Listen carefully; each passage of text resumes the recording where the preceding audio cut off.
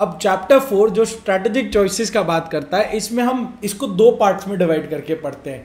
एक पार्ट है अपना कॉर्पोरेट लेवल स्ट्रैटेजीज, जो जस्ट अभी बिजनेस लेवल स्ट्रैटेजीज खत्म करके आया, यहाँ पे अपने कॉर्पोरेट लेवल स्ट्रैटेजीज चालू करेंगे। और सेकंड पार्ट अपना चला जाएगा अलग अलग चॉइसेस। जब आपके पास मल्टीपल स्ट्रैटेजीज पॉसिबल है फॉलो करने के लिए, तो आपको कौन सा स्ट्रैटेजी फॉलो करना चाहिए ये कैसे समझ में आए, वो समझ में आएगा।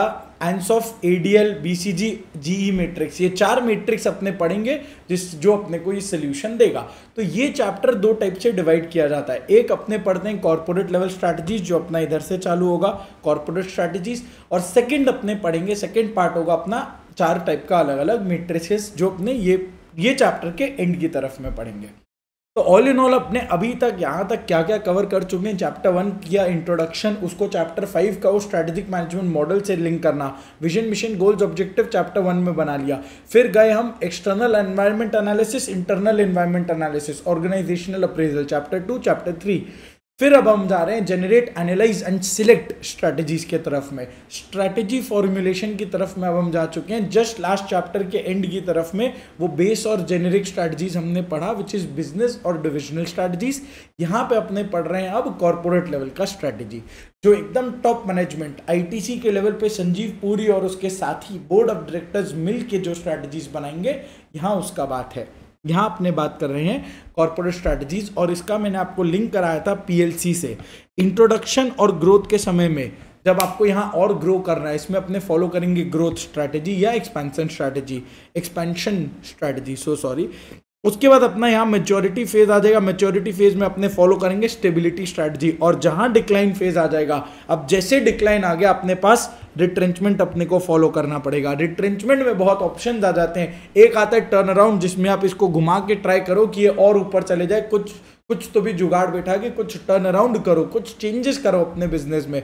नहीं अगर हो पा रहा है कोई बात नहीं, एक पोर्शन को सेल कर दो, पूरा बिजनेस को नहीं, एक पोर्शन को खाली सेल करना, वो होगा डाइवेस्टमेंट या डिसइन्वेस्टमेंट, कुछ भी अपने बोल सकते हैं। और नहीं तो फिर अगर कोई उपाय, कुछ इलाज नहीं निकल के आ रहा, तो भैया लिक्विडेट करके बिजनेस को बंद करके चलते बनो। तो इंट्रोडक्शन है, PLC से रिलेट कर लो। इंट्रोडक्शन है या ग्रोथ है तो ग्रोथ एक्सपेंशन फॉलो होगा, मैच्योरिटी है तो स्टेबिलिटी फॉलो होगा, रिट्रेंचमेंट डिक्लाइन स्टेज है तो रिट्रेंचमेंट फॉलो करेंगे। रिट्रेंचमेंट में टर्न अराउंड, डाइवेस्टमेंट और लिक्विडेशन, तीनों पॉसिबिलिटीज है। ये रहा अपना 4 अलग अलग तरीके का बेसिक एक इंट्रो पैरा है फॉर केस स्टडी। बेसिकली ये चैप्टर अगेन जो चैप्टर 2, 3, 4 है ना, वो हम सुपर डिटेल में इसीलिए कर रहे हैं बाबा, इससे सुपर इंपॉर्टेंट क्वेश्चन आएगा। सुपर इंपॉर्टेंट है, केस स्टडीज के व्यू पॉइंट से भी इंपॉर्टेंट है, और डायरेक्ट क्वेश्चंस भी इससे आ सकते हैं। MCQ तो जो आएगा वो आएगा ही। और types and features of corporate strategies, यहाँ अपने कॉर्पोरेट स्ट्रैटेजीज का सारा बात कर रहे हैं। कोई भी कॉर्पोरेट स्ट्रैटेजी को लेके अगर आपका केस स्टडी आया, कोई भी केस स्टडी के लिए आपका ये 4 पॉइंट्स काम आ सकता है। तो सिंपल सा इतना ही बात है। अगर स्टेबिलिटी है तो मतलब आपको अपने करंट बिजनेस में, करंट प्रोडक्ट, करंट मार्केट में मैच्योरिटी फॉलो करते हुए रहना है। एक्सपेंशन है तो इसका मतलब क्या, नए बिजनेस में जाएंगे, ये जो रिलेटेड हो सकता है या अनरिलेटेड हो सकता है। नया बिजनेस या नया मार्केट, नया प्रोडक्ट में जाना है, वो अपने देखेंगे, सब डिटेल में देखेंगे। रिट्रेंचमेंट में क्या हो गया कि भैया आप ड्रॉप कर रहे हो सम ऑफ द एक्टिविटीज, या सेल आउट कर दे रहे हो, लिक्विडेट कर दे रहे हो। जो 3 चीज, टर्न अराउंड, डाइवेस्टमेंट, लिक्विडेशन, इससे बहुत बेटर कंटेंट अंदर में लिखा हुआ है, उसको यहाँ पे अपने लिख देंगे।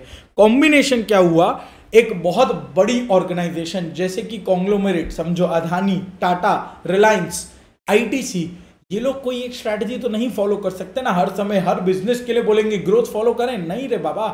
ITC के लिए अपने डिस्कस करते हैं, टोबैको में अभी वो मेजॉरिटी में है, होटल और FFCG में अभी वो ग्रोथ फॉलो कर रहा है, और कुछ जैसे विल्स लाइफस्टाइल, जॉन प्लेयर्स, उसने डाइवेस्ट करके भी वो निकल चुका है। तो ITC को कॉम्बिनेशन फॉलो करना पड़ता है। वेरियस स्ट्रैटेजिक ऑल्टरनेटिव्स है, वो परम्यूटेशन कॉम्बिनेशन में फॉलो करेगा। तो सबसे पहला देख लेते हैं स्टेबिलिटी क्या है। स्टेबिलिटी छोटा सा पिद्दू सा स्ट्रैटेजी, कुछ नहीं है उसमें, कैरेक्टरिस्टिक्स, 3 छोटे छोटे टॉपिक्स है, उसको एक बार देख लेते हैं। स्टेबिलिटी मतलब क्या, जहां तुम हो वही जगह को संभाल के रखो, अपने घर को बचा के रखो। इसका ये मतलब नहीं है कि इसमें डू नथिंग, कुछ नहीं करना, हाथ पे हाथ धर के बैठ जाने का है, बिल्कुल नहीं। यहाँ इसका मतलब क्या है, you have to continue in the chosen business path.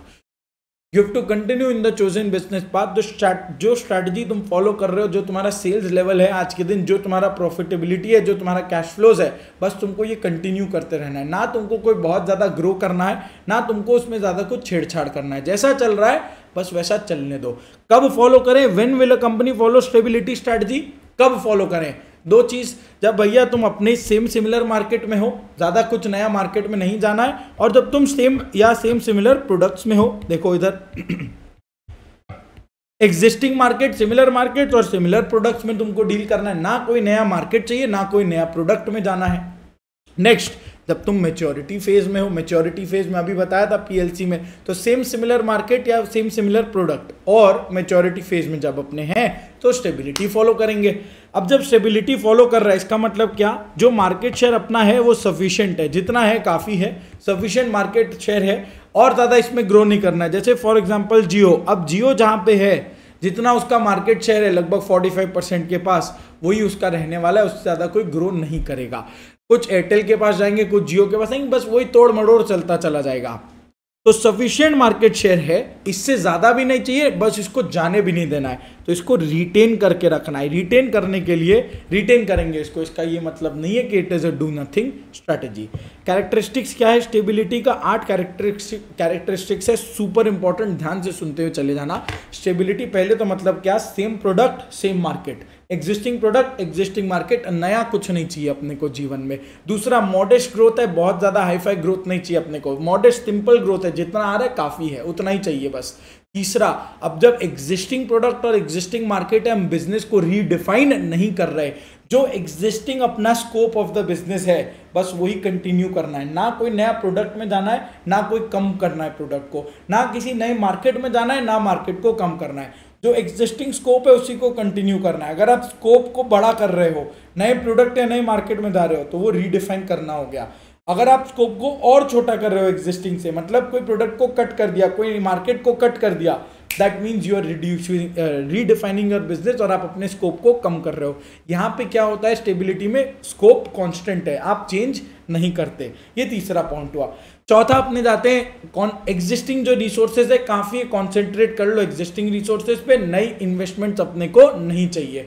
पांचवा, नई इन्वेस्टमेंट, फ्रेश इन्वेस्टमेंट्स नहीं चाहिए, देयरफॉर रिस्क क्या है? कम है, रिस्क भी कम है, आराम से एक सेफ स्ट्रेटेजी है, स्टेटस को फॉलो होता चला जाएगा। तो जो अपना एफिशिएंसी, अपना फिर फोकस क्या करेंगे, क्या जो एफिशिएंसीज है ना एग्जिस्टिंग बिजनेस में, एफिशिएंसी क्रिएट करने का अपना टारगेट होगा।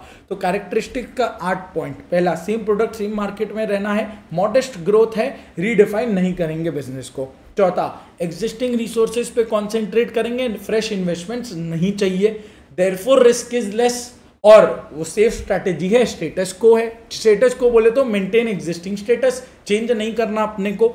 और जो करेंगे क्या फिर, जो अपने बिजनेस का एफिशिएंसी है उसको बढ़ाते हुए चलेंगे, बेटर करते हुए चलेंगे। यूटिलाइजेशन ऑफ रिसोर्सेज थोड़ा सा बेटर कर लो, कॉस्ट कम कर लो, यही सब आप कर पाओगे। मार्केट शेयर बहुत ज्यादा अब चेंज नहीं हो सकता, ग्रोथ बहुत ज्यादा अब नहीं आने वाला। रीजंस क्या है फॉलो करने का? बोलेंगे क्या कि पैसा ज्यादा नहीं कमाना, जीवन में बहुत पैसा कमा लिया काफी है? नहीं, रीजंस क्या है ग्रोथ स्टेबिलिटी फॉलो करने का? Stability is normally followed when growth is a mess. When growth is a mess तब आप स्टेबिलिटी फॉलो करेंगे। एम, जब आप मैच्योरिटी फेज में हो। ई, जब आपका एक्सटर्नल एनवायरनमेंट बोल रहा है कि भाई एक्सपेंशन एडवाइजेबल नहीं है, एक्सटर्नल एनवायरनमेंट बोल रहा है external environment is relatively stable. E से 2 पॉइंट आया, सो सॉरी, ई से 2 पॉइंट आया, एक्सटर्नल एनवायरनमेंट इज स्टेबल और expansion is not advisable. S में एक आया कि भाई स्टेबिलाइज करना है, कंसोलिडेट करना है, और दूसरा एस, स्टेटस को मेंटेन करके चलना है। तो स्टेबिलिटी सबसे पहले तो when to follow stability, same product same market और मैच्योरिटी फेज में जब है तब, कब फॉलो करें। नेक्स्ट, फॉलो कर रहे हैं तो कैरेक्टरिस्टिक्स क्या होगा? 8 पॉइंट। थर्ड, क्यों फॉलो करें, रीजंस क्या है? Stability is followed when growth is a mess. अब मैच्योरिटी फेज में पहुंच गए, स्टेबिलिटी फॉलो तभी करना ही पड़ेगा। ई, एक एनवायरनमेंट स्टेबल हो चुका है, एनवायरनमेंट बोलता है कि it is not advisable to expand, it is not advisable to expand. 2 point E में आया। एस, स्टेबिलाइज करना है, कंसोलिडेट करना है, स्टेटस को मेंटेन करते हुए चलना है। तो ये अपना रीजन हुआ फॉर स्टेबिलिटी। अब चले आते हैं ग्रोथ के ऊपर में। ग्रोथ और एक्सपेंशन क्या बोलता है?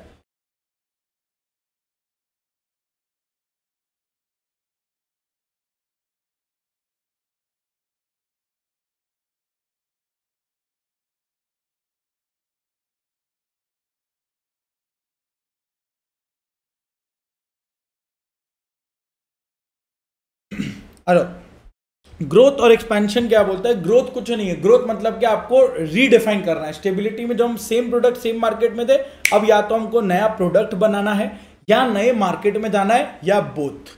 तो देखो रीडिफाइन करना है अपने बिजनेस को, बोले तो कोई नया प्रोडक्ट में जा सकते हैं या नया मार्केट में जाना है। नया मार्केट मतलब क्या, नए कस्टमर्स को टारगेट करेंगे, नया ज्योग्राफिकल मार्केट में जाएंगे। मार्केट मतलब दोनों होता है, कस्टमर या ज्योग्राफी दोनों। तो नया प्रोडक्ट नया मार्केट, दोनों में से कोई एक भी चलेगा या दोनों भी चलेगा। This is redefining the business. और रीडिफाइन मतलब क्या, हम स्कोप को बढ़ा रहे हैं, इन्वेस्टमेंट लगेगा इसके लिए, स्कोप को बढ़ाना है अपने को। अब कैरेक्टरिस्टिक्स क्या है? कुछ नहीं, ऑपोजिट ऑफ स्टेबिलिटी। ये सब में ज्यादा टाइम पास मत करना। Growth is nothing but opposite of stability. जो जितना सारा वहां पे पॉइंट्स पड़ा, मॉडेस्ट ग्रोथ था, यहाँ पे हाई ग्रोथ होगा, अग्रेसिव ग्रोथ होगा। वहां इन्वेस्टमेंट्स नहीं चाहिए थे, यहाँ इन्वेस्टमेंट्स चाहिए। वहां रीडेफिनेशन नहीं था, यहाँ रीडेफिनेशन है। वहां पे सेफ स्ट्रेटेजी था, यहाँ पे कंपेरेटिवली ज्यादा रिस्क है।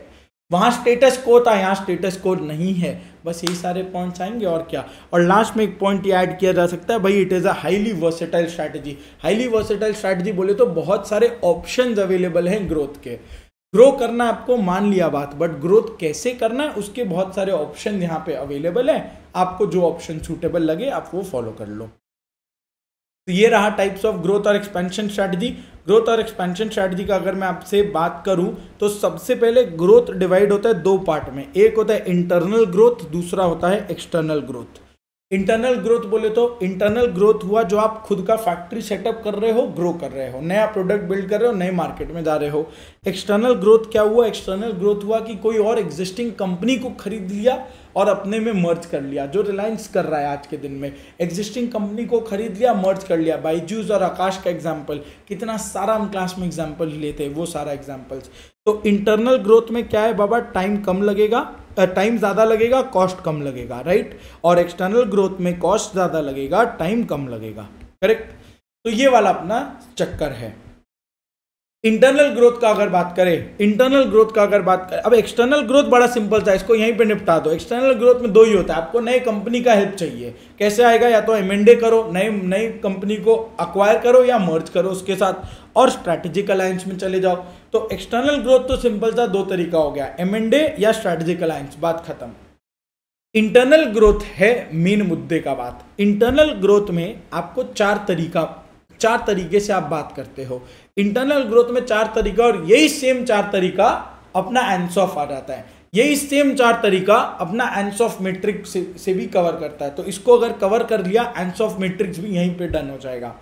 तो चार तरीका ग्रोथ करने का क्या है? सबसे पहले तो इसको यूएस में आईफोन बेच रहा है, इतना बेच रहा है कि अब हर जन के हाथ में आईफोन है। कैसे ग्रो करें एप्पल? तो उसके पास ऑप्शन क्या है? ये हो गया मार्केट पेनिट्रेशन। सबसे पहला बेसिक, भाई अपने मार्केट में इतना पेनिट्रेट कर लो, इतने अंदर तक घुस जाओ, हर एक कस्टमर के हाथ में तुम्हारा फोन होना चाहिए। That is basic first form of growth, market penetration.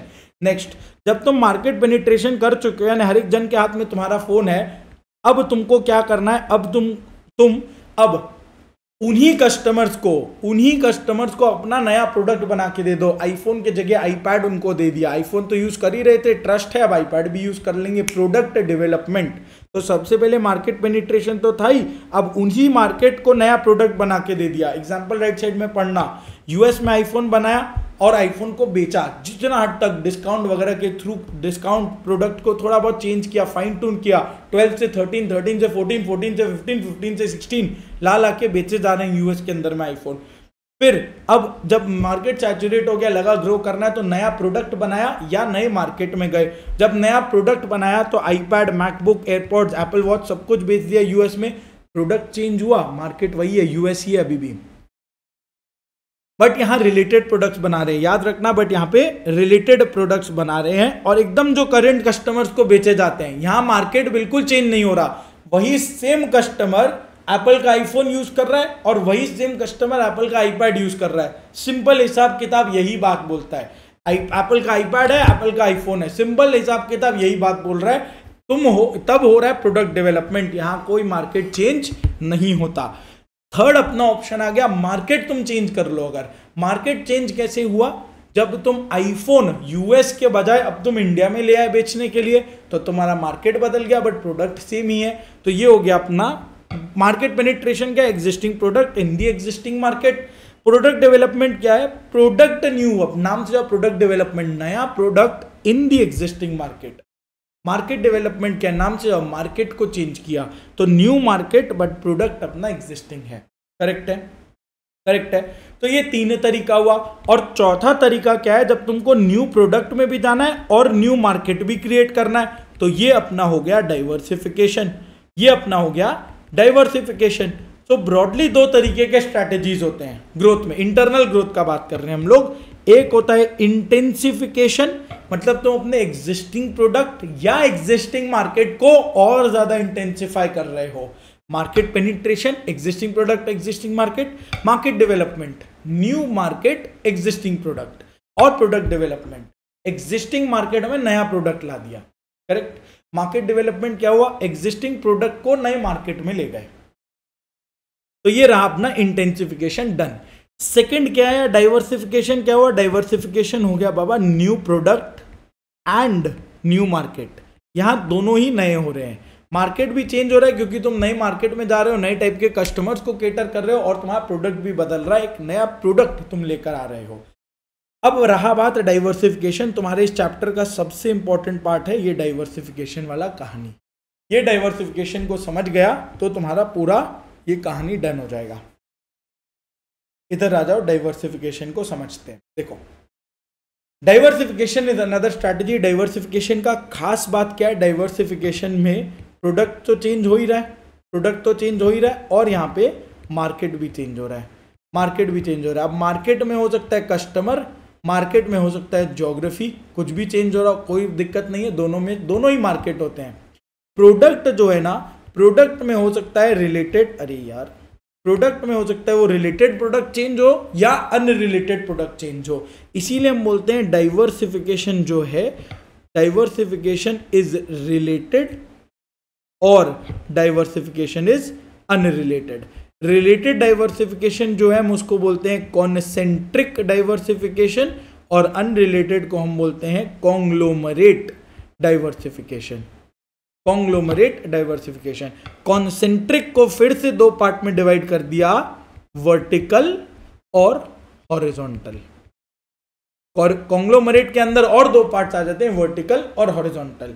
और एक तीसरा टाइप का डाइवर्सिफिकेशन आता है थोड़ा अलग, जहां प्रोडक्ट को बहुत मेजर वे में चेंज कर रहे हैं, इनोवेशन। ये प्रोडक्ट डेवलपमेंट का बाप हो गया एक तरह से। प्रोडक्ट डेवलपमेंट मतलब आप सेम प्रोडक्ट को एक मेजर तरीके से डेवलप कर रहे हो, चेंज कर रहे हो। इनोवेशन में आप एक नया प्रोडक्ट ही क्रिएट करके ले आ रहे हो, तो वो एक हो गया एक्सपेंशन थ्रू इनोवेशन। तो डाइवर्सिफिकेशन में ब्रॉड डाइवर्सिफिकेशन माने क्या, इंटरनल ग्रोथ का अगर बात करें, इंटेंसिफिकेशन, डाइवर्सिफिकेशन। इंटेंसिफिकेशन बोले तो मार्केट पेनिट्रेशन, मार्केट डेवलपमेंट या प्रोडक्ट डेवलपमेंट। फिर डाइवर्सिफिकेशन बोले तो नया मार्केट और नया प्रोडक्ट। कैसे आएगा नया मार्केट और नया प्रोडक्ट, कॉन्सेंट्रिक डाइवर्सिफिकेशन जो रिलेटेड बिजनेस में हो गया, रिलेटेड बिजनेस, रिलेटेड डाइवर्सिफिकेशन है। कॉन्ग्लोमरेट डाइवर्सिफिकेशन हुआ unrelated business. Tata, Reliance for example, petrol निकालते निकालते टेलीकॉम में चला गया, एकदम अनरिलेटेड। कॉन्सेंट्रिक डाइवर्सिफिकेशन रिलेटेड, हमने बहुत ब्यूटीफुली आईटीसी का एग्जांपल लिया था, मैं आपको इधर दिखा दूंगा। कॉन्सेंट्रिक डाइवर्सिफिकेशन क्या है, जहां पे आपके प्रोडक्ट्स जो हैं वो रिलेटेड हो।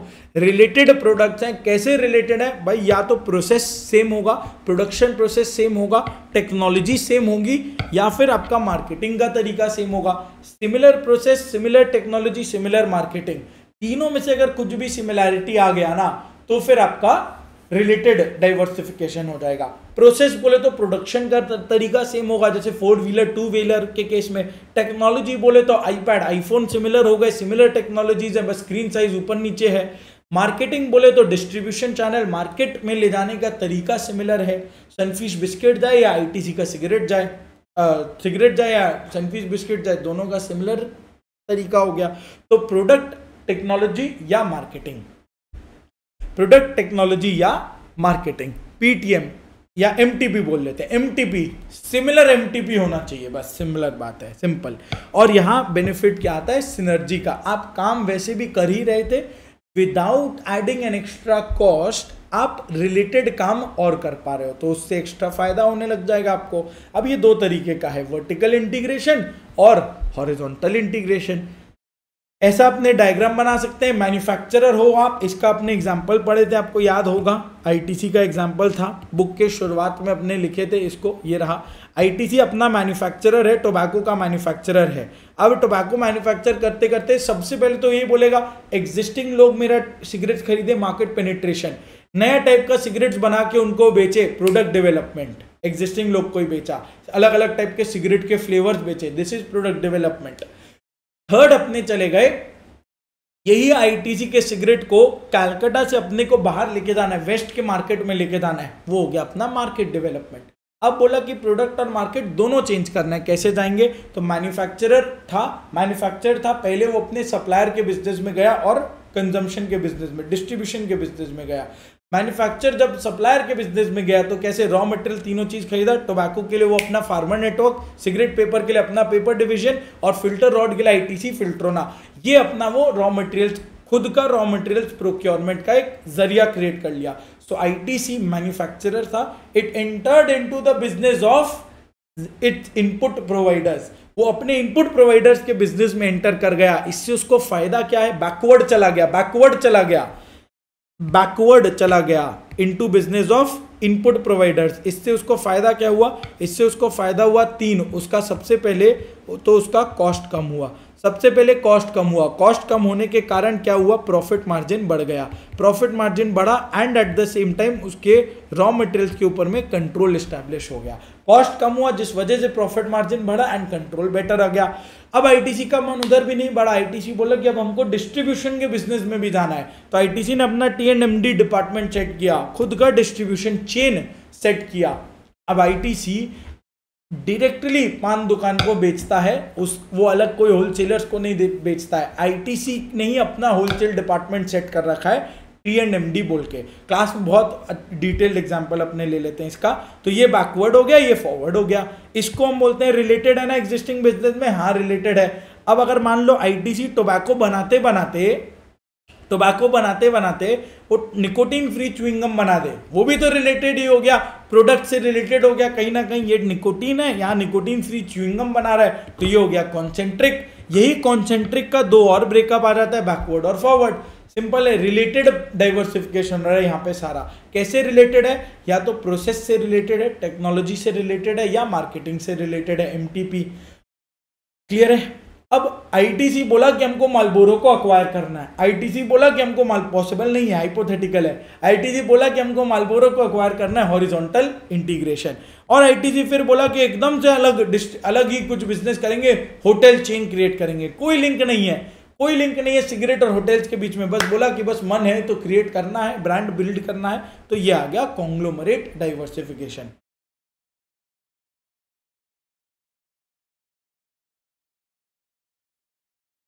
यहां पे देख लो, तो concentric diversification is of two types, क्या क्या, वर्टिकल और हॉरिजॉन्टल। वर्टिकल अगर बोले तो क्या है, vertically linked product process chain में आप बैकवर्ड जा रहे हो या फॉरवर्ड जा रहे हो। बैकवर्ड जा रहे हो मतलब entering into the business of input providers. तीन फायदा है इसका, प्रॉफिट से सबसे पहले तो देखो कॉस्ट ऑफ प्रोडक्शन कम होगा, प्रॉफिट्स बढ़ जाएंगे इसके वजह से, ग्रेटर प्रॉफिट्स और आपका ग्रेटर कंट्रोल आएगा।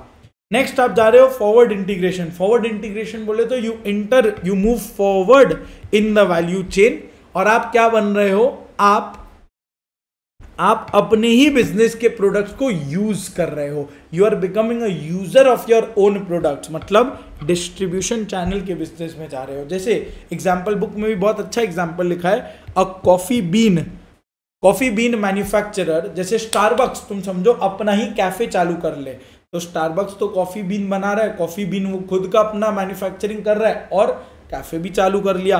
Coffee bean starts with a coffee cafe, starts its own coffee cafe. Clear है। फिर अपने चले गए horizontal integration, horizontally integrated. Horizontal integration में क्या है, यहाँ एक्विजिशन मैंने आपको बताया था ना, यहाँ ये लोग वर्ड एक्विजिशन लिख के रखे हैं तो अपने भी वही लिख देंगे, हालांकि ये गलत है, एक्विजिशन नहीं हो सकता, वो डाइवर्सिफिकेशन नहीं हुआ, वो तो फिर मर्जर एंड एक्विजिशन हो जाएगा एक्सटर्नल, बट जो भी है अपने यही लिख के आएंगे। एक्विजिशन कर रहा है किसका, एक सिमिलर बिजनेस का जो सेम स्टेज में है, जो खुद एक मैन्युफैक्चरर है, सिमिलर बिजनेस है। सिमिलर बोले तो या तो बीसीसी बाय प्रोडक्ट होगा, कॉम्पिटिटर का प्रोडक्ट होगा, या कॉम्प्लीमेंट्री प्रोडक्ट्स होंगे। कॉम्पिटिटर बोले तो सब्स्टिट्यूट हो गया एक तरीके से, तो बाय प्रोडक्ट है या नहीं तो कॉम्पिटिटर प्रोडक्ट है या कॉम्प्लीमेंट्री प्रोडक्ट है। जैसे टी शर्ट के साथ pant, jeans, complementary products. By-product में हो गया शुगर के साथ मोलासेस, टी एंड कॉफी अपना हो गया competitors product, substitutes T and sugar हो गए कॉम्प्लीमेंट्री प्रोडक्ट्स। कहीं से भी अगर तुम इस तरीके से रिलेटेड हो, अगर तुम उसके मैन्युफैक्चरर बन रहे हो, ये एक हॉरिजॉन्टल इंटीग्रेशन है। और हॉरिजॉन्टल और वर्टिकल अगर तुम दोनों देख लो तो इट मींस कि तुम कॉन्सेंट्रिक डाइवर्सिफिकेशन कर रहे हो। तो diversification 3 type, concentric, conglomerate, innovation. Concentric का आपने ये बात देख लिए। अब देख लो इधर, यहां पे अपना मैन्युफैक्चरर है, मैन्युफैक्चरर अगर ऊपर जा रहा है this is called backward integration, manufacturer अगर नीचे आ रहा है it is called forward integration, और मैन्युफैक्चरर अगर उसी लाइन में कोई और कंपनी को खरीद रहा है तो उसको हम बोलेंगे हॉरिजॉन्टल। वो और कोई कंपनी क्या हो सकता है, बाई प्रोडक्ट, कॉम्पिटिटर प्रोडक्ट या कॉम्प्लीमेंट्री प्रोडक्ट्स हो सकते हैं। फिर अपने गए कॉन्ग्लोमरेट। कॉन्ग्लोमरेट क्या हुआ भाई, कॉन्ग्लोमरेट में देखो 5 बार एक ही चीज लिखा है। कॉन्ग्लोमरेट बोले तो जिसका कोई लिंकेज नहीं है एग्जिस्टिंग प्रोडक्ट से, डिसजॉइंटेड है, कंप्लीटली अनरिलेटेड है, एकदम से अनरिलेटेड है, उसका कोई कनेक्शन नहीं है, कोई लिंकेज नहीं है, एकदम डिसजॉइंटेड है, कोई कॉमन थ्रेड ही नहीं है। ना तो कहीं प्रोडक्ट सिमिलर है, ना कोई मार्केट सिमिलर है, ना कोई प्रोसेस सिमिलर है, और ना ही कोई टेक्नोलॉजी सिमिलर है।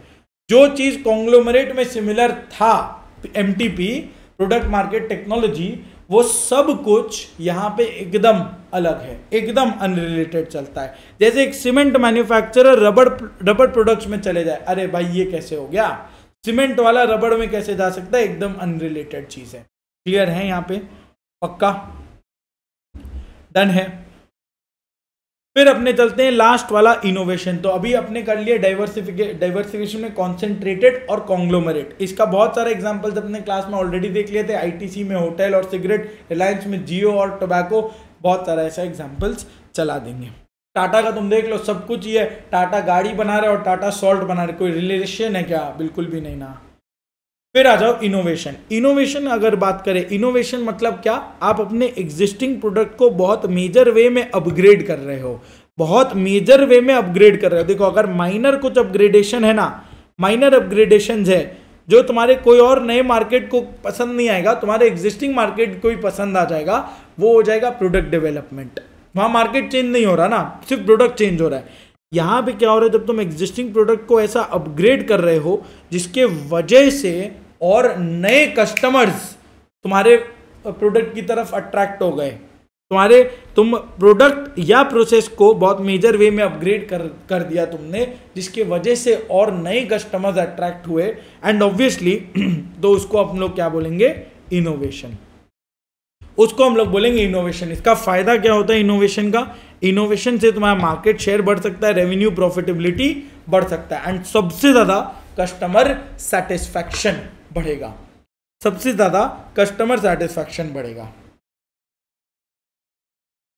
डन है क्या। तो इनोवेशन मतलब क्या, जब अपने प्रोडक्ट या प्रोसेस को बहुत मेजर वे में कुछ अपग्रेड कर रहे हैं तब बोला गया इनोवेशन। इससे फायदा क्या आ रहा है, मार्केट शेयर बढ़ेगा, प्रॉफिट, रेवेन्यू बढ़ेगा और कस्टमर सेटिस्फैक्शन बढ़ेगा।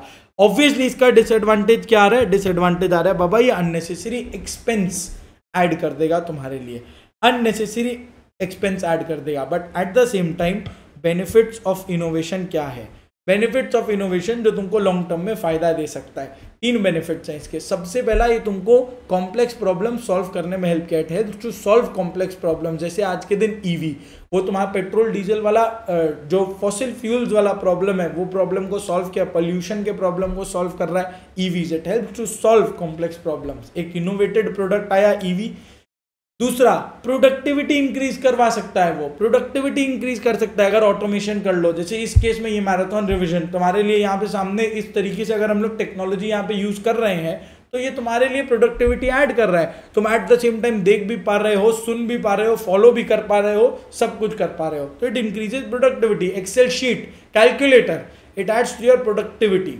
मैनुअल करना पड़ता तो टाइम लग जाता, गलतियां भी हो सकती थी, एरर्स हो सकते थे। और थर्ड, इसके कारण अगर तुम इनोवेट करते रहोगे, इसके कारण तुम्हें कॉम्पिटिटिव एडवांटेज मिलता रहेगा। You will be ahead of your competitors, तुम कस्टमर सेटिस्फैक्शन प्रोवाइड कर पाओगे। इनोवेशन नॉर्मली दो तरीके से होता है, क्लास में डिटेल डिस्कशन किया था हमने, प्रोडक्ट या प्रोसेस। प्रोडक्ट में किया तो R&D का खर्चा बहुत ज्यादा होगा, तो जिसकी वजह से प्राइस बढ़ना ही है ऑफकोर्स। प्रोसेस में किया तो उसके कारण R&D इन प्रोसेस के कारण आपका कॉस्ट कम हो जाता है, कॉस्ट ऑफ द प्रोडक्ट कम हो जाता है, लेकिन ऑब्वियसली उस R&D का खर्चा ज्यादा ही रहता है। क्लियर है? तो यहां पे अपना ये 3 एडवांटेज आया, ये 3 एडवांटेज आया फॉर 3 बेनिफिट्स आए अपने इनोवेशन के लिए। तो 3 बेनिफिट्स क्या है भाई? सबसे पहला, it helps to solve complex problems, एक इनोवेटिव सोल्यूशन निकालेगा। 3 पॉइंट्स को पहले देख लो। Benefits of innovation, it helps to solve complex problems, वो आपका प्रोडक्टिविटी इंक्रीज करेगा, इंक्रीजेस प्रोडक्टिविटी। एंड अपना लास्ट वाला पॉइंट आ जाएगा, इट गिव्स कॉम्पिटिटिव एडवांटेज। तो it helps to solve complex problems, it increases productivity and it gives competitive advantage. कैसे solve कर रहा है कॉम्प्लेक्स प्रॉब्लम? अपॉर्चुनिटी खोज के दे रहा है, प्रॉब्लम को आइडेंटिफाई कर रहा है, जिसके लिए आप कॉन्सेंट्रिक, जिसके लिए आप सस्टेनेबल सॉल्यूशंस निकाल रहे हो। तो प्रॉब्लम को निकाल के दिया, प्रॉब्लम, उसमें अपॉर्चुनिटी खोजा and then you are creating sustainable solutions, customer centric solutions. Second, innovation के कारण आप सिंप्लीफाई कर रहे हो, चीजों को ऑटोमेट कर रहे हो, जिसके कारण प्रोडक्टिविटी बढ़ा। MS एक्सेल का एग्जांपल आया। Competitive advantage, being ahead of competition, क्यों? ताकि भाई कस्टमर सेटिस्फैक्शन हो सके, कस्टमर सेटिस्फैक्शन क्रिएट करना है आपको। फिर अपने चलते हैं एक्सटर्नल ग्रोथ। ये हुआ इंटरनल ग्रोथ। ग्रोथ में था इंटरनल, एक्सटर्नल। एक्सटर्नल में तो 2 ही था, स्ट्रेटेजिक अलायंस और मर्जर, वो अभी देख लेंगे। इंटरनल ग्रोथ में था 2 अलग अलग type. Again, intensification, diversification. Intensification में बोले तो market penetration, product development, market development. Diversification फिर 2 टाइप से हो रहा था, रिलेटेड, अनरिलेटेड। रिलेटेड हुआ कॉन्ग्लोमरेट, अनरिलेटेड हुआ कॉन्सेंट्रिक, और फिर एक आ गया था इनोवेशन। कॉन्सेंट्रिक को फिर 2 पार्ट में अपने तोड़े, vertical diversification, horizontal diversification. Conglomerate एक अलग ही अपना पॉइंट था, इनोवेशन एक अलग ही अपना पॉइंट था। अब एक्सटर्नल ग्रोथ पे अपने चले आए हैं, स्ट्रेटेजिक अलायंस और मर्जर्स एंड एक्विजिशंस का बात करते हैं।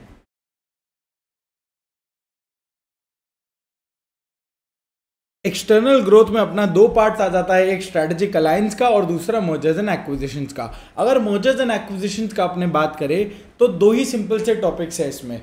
सबसे पहला अपना difference between mergers and acquisitions क्या है, वो ये रहा यहाँ पे टेबल, ये अपने को पूछ सकता है कहीं पे।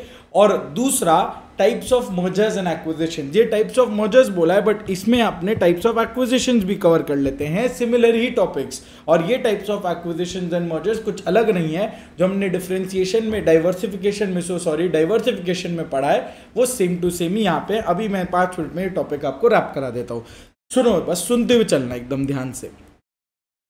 एक है अपना एक्विजिशन, दूसरा अपना मर्जर। फर्क क्या है? सबसे पहले तो एक्विजिशन मतलब यू आर एक्वायरिंग समथिंग, तो सिंपल अगर अपने अकाउंट्स का लॉजिक लगाए, A + B = A लिमिटेड, वो एक्विजिशन हो गया। मर्जर का बात करें, A + B = AB लिमिटेड, ये एक्विजिशन, ये मर्जर का बात हो गया। तो एक्विजिशन का बहुत सारा एग्जांपल्स यहाँ पे है, क्लास में हजारों एग्जांपल्स का डिस्कशन हुआ है, फेसबुक, मेटा, व्हाट्सएप का, बायजूस, आकाश इंस्टीट्यूट का एक्विजिशन में हो गया। इतने रियल लाइफ एग्जांपल्स में हम डिस्कशन कर लिए थे। मर्जर का अगर अपने बात करें, क्लासिक एग्जांपल 2 जो है यहाँ पे, PVR आइनॉक्स ले लो, PVR आइनॉक्स लिमिटेड जो बन गया, और वोडाफोन आइडिया ले लो, जो वोडाफोन आइडिया लिमिटेड बन गया। तो सिंपल सा 3 पॉइंट ऑफ डिफरेंस है। यहां आप एक्सटर्नल ग्रोथ जा रहे हो, मतलब you are using another company for growth, for the purpose of growth. 3 simple सा डिफरेंस है। सबसे पहला तो भाई मीनिंग, एक्विजिशन में when one company takes over the other company and controls its operations, one company taking over the other company and controlling its operations, उसका meaning वो हुआ। तो मर्जर क्या हो गया? यहां कोई टेक ओवर और कंट्रोल नहीं होता, यहां they come together for mutual growth, they come together to expand mutually. तो टेकिंग ओवर है, यहां पे कमिंग टुगेदर है। Second point, merge acquisition unfriendly terms पे होगा जब एक सुपीरियर ऑर्गेनाइजेशन होगा, एक फाइनेंशियली स्ट्रॉन्ग ऑर्गेनाइजेशन होगा, it will overpower a weaker one. Byju's ने टेक ओवर किया आकाश को, फेसबुक ने टेक ओवर किया व्हाट्सएप को, तो एक फाइनेंशियली स्ट्रॉन्ग ऑर्गेनाइजेशन ओवरकम करता है वीकर वाले को। टाटा मोटर्स और जेएलआर का एग्जांपल भी क्लास में जो हम डिस्कस करे थे वो इधर पे एक्विजिशन हो जाएगा। मर्जर में क्या होगा, ये फ्रेंडली टर्म्स पे होगा, दो जन टेबल पे बैठेंगे, जो बेस्ट पॉसिबल चीज होगा दोनों के हिसाब से वो अग्री करेंगे, that is a merger, friendly terms पर होगा। एट द सेम टाइम अगर अपने जाते हैं इसमें किस टाइप के ऑर्गेनाइजेशन से, कोई एक सुपीरियर कोई एक इंफीरियर ऐसा नहीं होता है, दो सिमिलर ऑर्गेनाइजेशंस होते हैं और वो कंबाइन करते हैं to increase their overall strength. वो ओवरऑल स्ट्रेंथ को इंक्रीज करने के लिए और कंबाइन करने के लिए गेन्स लेने के लिए आ जाते हैं। यहां पे सिनर्जी बेनिफिट आ जाता है 1 + 1 = 11, 3 नहीं 11 वो वाला, ठीक है ना। तो acquisition merger 3 point of difference है। एक्विजिशन मतलब when one firm takes over the other और कंट्रोल करता है। मर्जर का मतलब क्या हुआ, when two companies come together for mutual growth and expansion. अब दो पॉइंट्स को साथ में पढ़ लेना। एक्विजिशन में when one financially unfriendly terms पे, जब एक financially strong organisation will overpower a weaker one. और मर्जर के केस में फ्रेंडली टर्म्स पे होगा when two similar companies combine to increase their strength and financial gains. Types of merger क्या है, कुछ नहीं, एकदम डाइवर्सिफिकेशन से इसको लिंक करना। डाइवर्सिफिकेशन में हमने 4 टाइप पढ़ा था। क्या क्या बोलो तो, कॉन्सेंट्रिक और कॉन्ग्लोमरेट, राइट। और कॉन्सेंट्रिक को भी हम फिर डिवाइड कर दिए थे वर्टिकल और हॉरिजॉन्टल में। यहां सब कुछ सेम है, यहां पे भी वर्टिकल मर्जर है, हॉरिजॉन्टल मर्जर है। वर्टिकल को फिर से आप 2 पार्ट में डिवाइड कर दो, बैकवर्ड मर्जर, फॉरवर्ड इंटीग्रेशन। उधर इंटीग्रेशन था, इधर वही सेम मर्जर हो जाएगा। हॉरिजॉन्टल भी है यहीं पे, कॉन्ग्लोमरेट मर्जर भी है, बस ये कोसेंट्रिक के जगह यहां पे हम नाम दे देते हैं कोजेनेरिक, उतना ही सा फर्क है और कुछ भी नहीं है। देखो सबसे पहला हॉरिजॉन्टल मर्जर यानी merger with a direct competitor, merger with a horizontal merger direct competitor के साथ आ गए। वहां पे भी वही था, बाय प्रोडक्ट कॉम्पिटिटर प्रोडक्ट या कॉम्प्लीमेंट्री प्रोडक्ट्स को के साथ आ रहे थे। यहाँ डायरेक्ट कॉम्पिटिटर हो गया Lipton plus Brooke Bond is equal to Brooke Bond Lipton India Limited, Vodafone Idea का ले लो तुम। वर्टिकल मर्जर हो गया, वही डिफरेंट स्टेजेस में आप जा रहे हो, सेम इंडस्ट्री के बट डिफरेंट स्टेजेस में जा रहे हो, सिनर्जी बेनिफिट के लिए जा रहे हो। इसमें अगर बैकवर्ड गया तो ये रहा, बैकवर्ड गया टेक्स ओवर द सप्लायर, जिसको बैकवर्ड इंटीग्रेशन बोला। अगर फॉरवर्ड गया जिसमें हो रहा है take over your buyer organisation, तो फॉरवर्ड इंटीग्रेशन हो गया। एकदम सेम टू सेम है, कुछ अलग नहीं है, वही सेम कॉन्सेप्ट इधर भी अप्लाई हो जाएंगे। क्लियर है ना। बस ये ध्यान रखना कि हॉरिजॉन्टल मर्जर जो है वो सेम एक ही लेवल पर होता है, सेम मैन्युफैक्चरिंग लेवल पर होता है। वर्टिकल मर्जर में लेवल चेंज हो जाता है, स्टेज ऑफ प्रोडक्शन चेंज हो जाता है, इंडस्ट्री सेम रहेगा। कोजेनेरिक में अगर अपने आए, कोजेनेरिक में वही देख लो, they are related to product market और टेक्नोलॉजी, एमटीपी से रिलेटेड होना चाहिए। वहीं पे हमने कॉन्ग्लोमरेट जो पढ़ा था, कॉन्सेंट्रिक पढ़ा था, एक ही बात हो गया। और ये आया कॉन्ग्लोमरेट अनरिलेटेड है, कोई लिंकेज नहीं है, डिसजॉइंटेड है, कोई कॉमन थ्रेड नहीं है, किसके बीच में, प्रोडक्ट में, मार्केट में, प्रोडक्शन में, प्रोसेस में, टेक्नोलॉजी में, कहीं पे भी कोई कॉमन थ्रेड या कॉमन लिंक नहीं है। इसी के साथ अपना यहाँ पे मर्जर डन हो गया। मर्जर के बाद अपने चलते हैं स्ट्रेटेजिक अलायंस की तरफ। एक्सपेंशन कर रहे हैं कैसे, through strategic alliance. Strategic alliance का सुपर बहुत एग्जांपल्स हमने डिस्कस कर रखा है। होंडा और हीरो मिलके बने थे, hero Honda limited, hero Honda बने थे। फिर टाटा कॉफी और स्टारबक्स का एग्जांपल लिया, वो भी यहाँ पे जो बिजनेस जिस हिसाब से कर रहे हैं। फिर मारुति और सुजुकी का एग्जांपल लिया। बतेरे एग्जांपल्स, हजारों एग्जांपल्स हमने ले रखे थे अपने क्लास में। तो इसके हिसाब से अब यहाँ पे चलते हैं स्ट्रेटेजिक अलायंस क्या हुआ। It is nothing but a relationship between two और मोर बिजनेसेस, जहां पे दो लोग साथ में आ रहे हैं, रिलेट मत करना ज्यादा, जहां पे दो लोग साथ में आ रहे हैं और वो इस तरीके से काम कर रहे हैं, एक ऐसे ऑब्जेक्टिव्स को पूरा कर रहे हैं जो वो अकेले नहीं कर पाते। देख लो, it is a relationship where two और more businesses come together to achieve certain objectives which neither would be able to achieve on its own. Hero Honda जो मिलके कर पा रहे हैं वो अलग अलग से नहीं कर पाते। अरे बिजनेस का बात हो रहा है इधर, हीरो ने अपना डिस्ट्रीब्यूशन चेन का एक्सेस दिया, होंडा ने टेक्नोलॉजी लाया, तो कुल मिला के hero Honda became an entity जिसमें डिस्ट्रीब्यूशन भी सॉलिड था और टेक्नोलॉजी भी सॉलिड था। अब अलग अलग ये कैसे कर पाते, क्लियर है? तो बट फिर फर्क क्या है, मर्जर ही तो हो गया ना, हीरो होंडा भी साथ में आ रहे, मर्जर में वोडाफोन आइडिया भी साथ में आए थे, नहीं, गलत डिफरेंस है। मर्जर में पुरानी एंटिटी खत्म हो जाती है, वोडाफोन खत्म हो गया, आइडिया खत्म हो गया, मिलके जो बना वोडाफोन आइडिया लिमिटेड सिर्फ वही बना है। मर्ज स्ट्रेटेजिक अलायंस के केस में हीरो एक एंटिटी अपना है, on paper hero is a company, Honda is another company, hero Honda is another joint venture of these two companies. वो जॉइंट वेंचर खत्म हो सकता है, हीरो और होंडा का अभी भी अपना इंडिविजुअल एग्जिस्टेंस है। तो देखो एक ऐसा रिलेशनशिप है to achieve objectives which neither would be able to achieve on its own. वो इंडिपेंडेंट और सेपरेट एंटिटीज है और वो कंटिन्यू करेंगे when the alliance is terminated. तुम समझ लो this is like joint venture. वो एक ऑब्जेक्टिव को पूरा करने के लिए होगा, एक वेल डिफाइंड टाइम पीरियड के लिए होगा, मे बी 5 साल, मे बी 10 साल, मे बी 15 साल, वो उतने पीरियड के लिए होगा, वो जन्म भर के लिए नहीं होगा। मर्जर और acquisition is normally for a life time. तुम बहुत लॉन्ग टर्म के लिए करते हो, उसमें तुम ये नहीं सोचते कि फिर अभी टूट भी सकता है। स्ट्रैटेजिक अलायंस क्लियर है, ऑब्जेक्टिव पूरा करना, निकल लेना है, बस खत्म। तो एक रिलेशनशिप है जहां 2 और मोर कंपनीज, नॉर्मली 2 ही कंपनीज होते हैं, 2 और more firms come together to achieve certain objectives जो वो अलग अलग से अपने ओन से अचीव नहीं कर पाते। सेकेंड, ये इंडिपेंडेंट और सेपरेट एंटिटीज का एग्जिस्टेंस यहां कंटिन्यू रहता है even after the alliance gets terminated. और नॉर्मली ये ग्लोबल मार्केट प्लेस में होता है, मतलब between 2 companies of different countries, उनके बीच में होता है। जैसे हीरो होंडा, हीरो इंडिया का है, होंडा जापान का है, Tata coffee Starbucks, Starbucks US और टाटा कॉफी इंडिया, इस तरह से होता है। अब इसका रहा बात एडवांटेज और डिसएडवांटेज, सुपर क्वेश्चन इससे आ सकता है। अगर तुमको बोल they identify the type of growth strategy और उसमें तुमको पूछ लिया जाए एडवांटेज, तो फिर ध्यान रखना कि यहां पे किस तरह से पूछेगा, एडवांटेज और डिसएडवांटेज। तो ये देखो स्ट्रैटेजिक अलायंस में क्या बोला, स्ट्रैटेजिक अलायंस एक खुशी का माहौल है, पोज मार के अपने फोटो खिंचाएंगे और फोटोग्राफर बोलेगा स्माइल प्लीज। स्ट्रैटेजिक अलायंस एक खुशी का माहौल है, पोज मार के फोटो खिंचाएंगे, फोटोग्राफर बोलेगा स्माइल प्लीज। पोज एडवांटेज है, स्माइल प्लीज डिसएडवांटेज है। Advantage of strategic alliance, political, organisational, strategic और इकोनॉमिक एडवांटेजेस, 4 हेडिंग से डिवाइड होता है। स्माइल प्लीज, एस और P, S sharing, P potential competition, ये अपना डिसएडवांटेजेस हो गया।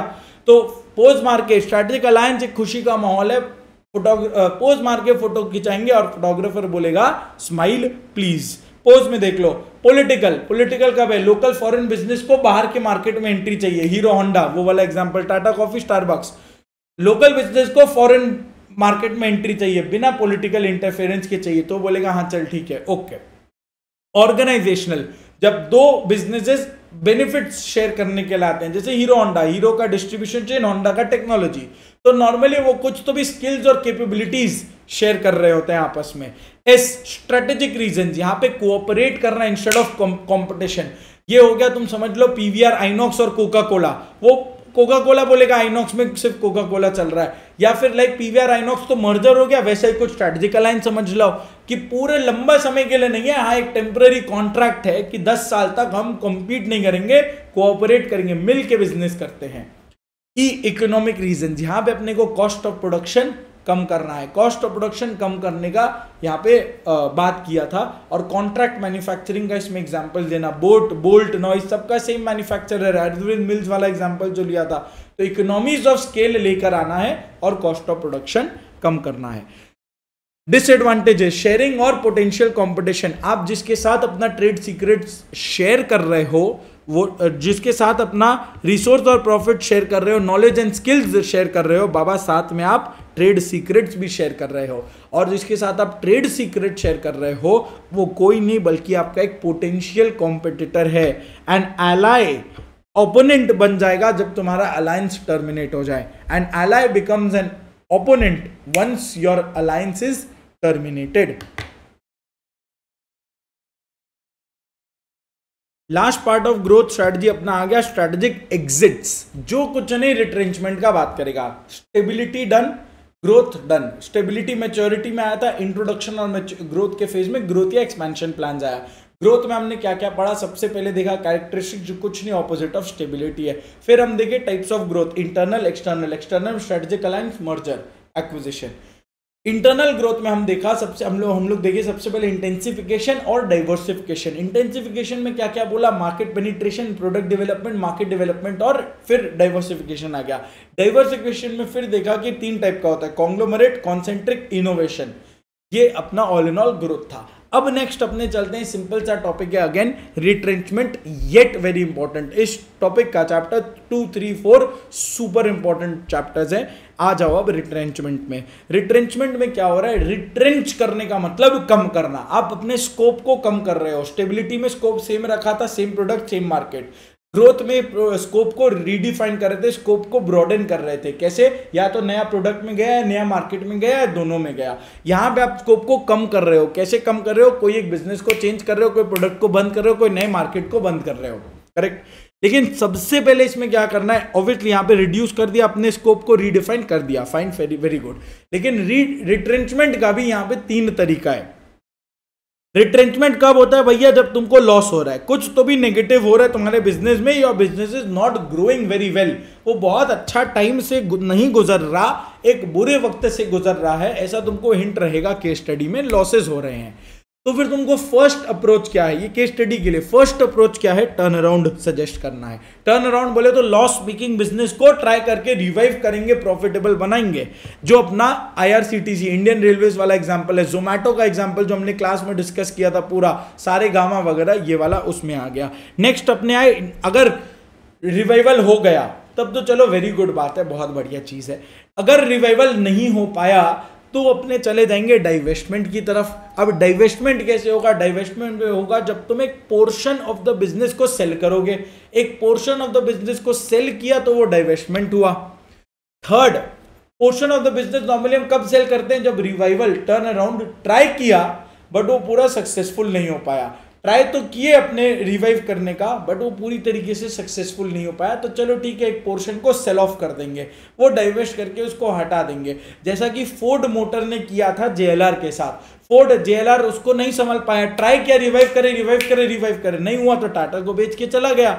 ITC ने विल्स और जॉन प्लेयर के साथ ये काम किया था, ट्राई किया कि उसको टर्न अराउंड करे, रिवाइव करे, नहीं हो पाया तो ITC ने वो बेच के चला गया। और लास्ट में अगर डाइवेस्टमेंट भी नहीं हो पा रहा है तो भैया लास्ट ऑप्शन है लिक्विडेशन। पूरा बिजनेस बोरिया बिस्तर समेटो और चलते बनो। किंगफिशर और जेट एयरवेज वाला केस हो गया। तो सबसे पहला फर्स्ट प्रेफरेंस क्या होगा, टर्न अराउंड। वो नहीं हो तो भैया डाइवेस्टमेंट पे आ जाना, वो भी नहीं हो पाए तो लिक्विडेशन आ जाना। हाँ, कभी कभी डाइवेस्टमेंट का अगर क्लियर हिंट दे दिया कि आपको रिवाइवल नहीं कर रहा है, वो मालूम है डेड एंड है, तो डाइवेस्टमेंट डायरेक्टली भी कर सकते हैं, वो बात अलग है। अब इधर आ जाओ, टर्न अराउंड। टर्न अराउंड मतलब क्या, टर्न अराउंड मतलब इंटरनली या एक्सटर्नली आप अपने बिजनेस के एफिशिएंसी को इंप्रूव कर रहे हो।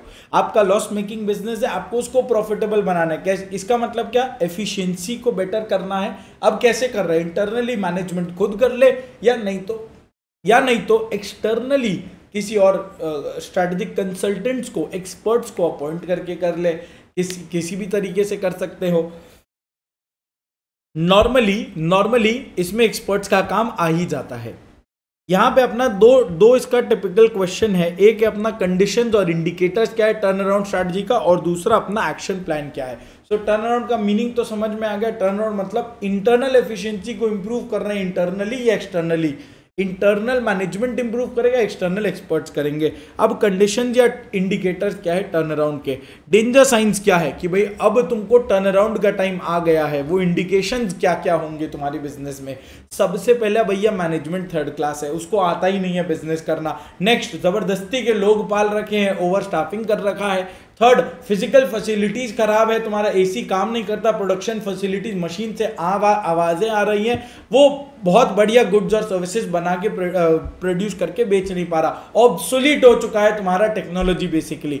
4, जो प्रोडक्ट उससे बन के आ रहा है तुम्हारे प्रोडक्शन प्रोसेस से वो बहुत अनकॉम्पिटिटिव है, जिसके वजह से डिक्लाइनिंग मार्केट शेयर है एंड ऑब्वियसली उसके कारण लोग खरीदेंगे नहीं तो नेगेटिव कैश फ्लो हो जाएगा। तो स्ट्रेट स्टोरी फॉर्मेट में चुनना, मैनेजमेंट निकम्मा, उससे कुछ नहीं हो पा रहा है, मिसमैनेजमेंट, वो बहुत सारे लोग को हायर करके बैठा है, सैलरी कॉस्ट बहुत ज्यादा लग रहा है, ओवर स्टाफिंग। थर्ड, प्रोडक्शन करने का जो तुम्हारा कैपेसिटी है, फिजिकल प्लांट्स है, प्रोडक्शन प्रोसेस है, वो डिटोरेट हो चुका है, ऑब्सोलीट हो चुका है।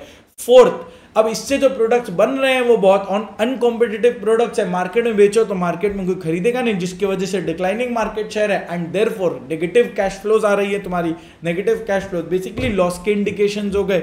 अब एक्शन प्लान क्या है, इसमें कालिया को हमने हार्ट अटैक दिला दिया था, अगर याद आ रहा होगा, कालिया को हार्ट अटैक आया तो अपने को डॉक्टर को लेके जाना है, डॉक्टर क्या करेगा, असेसमेंट ऑफ करंट प्रॉब्लम्स कि भाई सिचुएशन क्या है, असेस किया। दूसरा, एनालाइज करेगा सिचुएशन को, पूरा सिचुएशन को डिटेल्ड एनालाइज किया, पहले तो देख लिया हाँ हार्ट अटैक आया, असेसमेंट ऑफ करंट प्रॉब्लम्स। दूसरा, पूरा सिचुएशन को एनालाइज करेगा, कब आया, क्यों आया, कैसे आया, इसका सोल्यूशन क्या है, और एक स्ट्रैटेजिक प्लान बनाएगा, क्या इसमें कितने स्टंट्स वंट्स लगने चाहिए, ठीक हो जाएगा 3-4 दिन के अंदर में, एक स्ट्रैटेजिक प्लान बना। अरे बाबा वो सलट जाएगा, अभी तुरंत एक बार के लिए उसको संभालो, एक इमरजेंसी एक्शन प्लान बनाओ, तो उसको इंजेक्शन टप देते हैं, इंजेक्शन दे देते हैं एक बार के लिए वो संभल जाए। और फोर्थ, फिर वो बिजनेस को आप रिस्ट्रक्चर करो, तब उसमें आप ऑपरेशन करके उसके हार्ट वार्ट को चलाना चालू करो, जिससे कि वो ठीक हो जाए, रिस्ट्रक्चर हो, और धीरे धीरे फिर वो नॉर्मल सी पे पहुंच जाएगा। अब वापस से वो अपना लंगोटी पहन के घूमना चालू कर देगा, रिटर्निंग टू नॉर्मल सी। तो 5 पॉइंट, एक्शन प्लान क्या है, सुपर फेवरेट क्वेश्चन आईसीआई का। अगेन एक्शन प्लान क्या है, सबसे पहला current problems, assessment of current problems.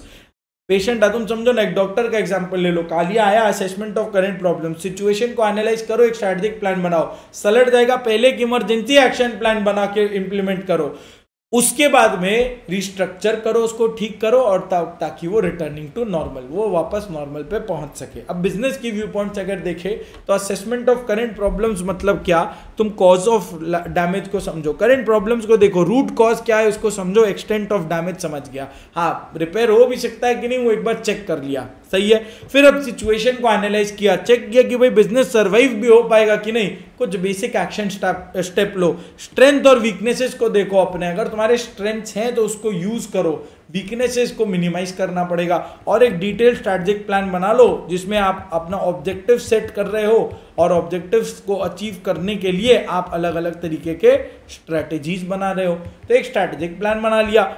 उसके बाद एक इमरजेंसी प्लान ऑफ एक्शन बना रहे हैं। अब क्रिटिकल स्टेज में अगर बिजनेस है तो पहले तो ये बोलो कि वो सर्वाइव हो भी सकता है कि नहीं, तो पहले अगर कोई बिजनेस क्रिटिकल स्टेज में है तो उसके सर्वाइवल के लिए एक प्लान बनाओ। क्या प्लान बनेगा उसमें, सर्वाइवल के लिए उसका एक प्लान बना लो। अब इसमें क्या होगा प्लान में, सबसे पहले एचआर, हो सकता है आप ह्यूमन रिसोर्स मैनेजमेंट जो गड़बड़ था उसको चेंज करो, लोगों को निकालो, एचआर डेट को चेंज करना है, रिस्ट्रक्चर करना है, प्रून प्रोडक्ट लाइंस, मतलब बहुत सारे प्रोडक्ट्स में आप एग्जिस्ट कर रहे हो, इतने प्रोडक्ट्स में कोई फायदा नहीं है एग्जिस्ट करके, 3-4 प्रोडक्ट को हटाओ और प्रून कर लो, वो कम कर लो। तो इससे आप अलग अलग तरीके से चेंजेस करते हो, कहाँ कहाँ एचआर में चेंज किया, कॉस्ट में चेंजेस कर दिया आपने, डेट्स को चेंज कर दिया, देख लो इधर अलग अलग है, रैंडम है ये देखो, एचआर में चेंज किया, कॉस्ट को कम करना है, डेट को ठीक करना है, वर्किंग कैपिटल को बेटर करना है, प्रोडक्ट लाइंस को कम करना है, बजटिंग सही से करना है, और फाइनेंशियल और मार्केटिंग चीजों को भी सुधार देना है। बेसिकली आप चीजों को सुधार रहे हो, इमीडिएट चीजों को सुधार रहे हो।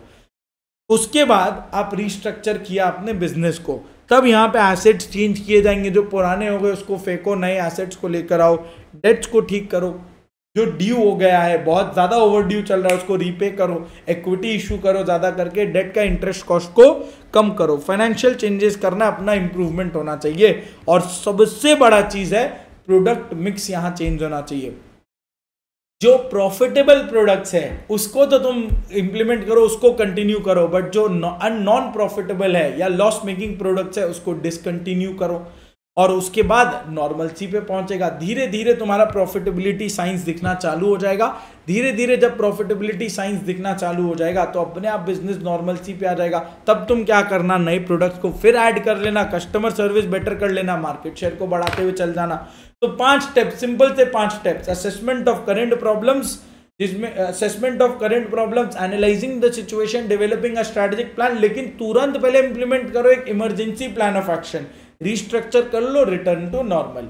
असेसमेंट में हमने क्या देखा, रूट कॉज को समझो, कॉज ऑफ डैमेज को समझो, करंट प्रॉब्लम को फोकस करो, सिचुएशन को, फिर second point number 2 analyse the situation, survive हो सकता है क्या, अगर हो सकता है तो ठीक है, स्ट्रेटेजिक प्लान बनाओ स्ट्रेंथ और वीकनेस को देखते हुए। थर्ड, एक्शन प्लान बनाना है, प्रोडक्ट्स को चेंज करो, प्रोडक्ट्स को कट करो, फाइनेंशियल चेंजेस लाओ, मार्केटिंग चेंजेस लाओ, एचआर में चेंजेस ले आओ, मैनेजमेंट को, मैनेजर को निकाल के फेंक दो, डेट्स को चेंज कर दो, ये सारे आप चेंजेस ले आए अगर बिजनेस सर्वाइव कर सकता है तो।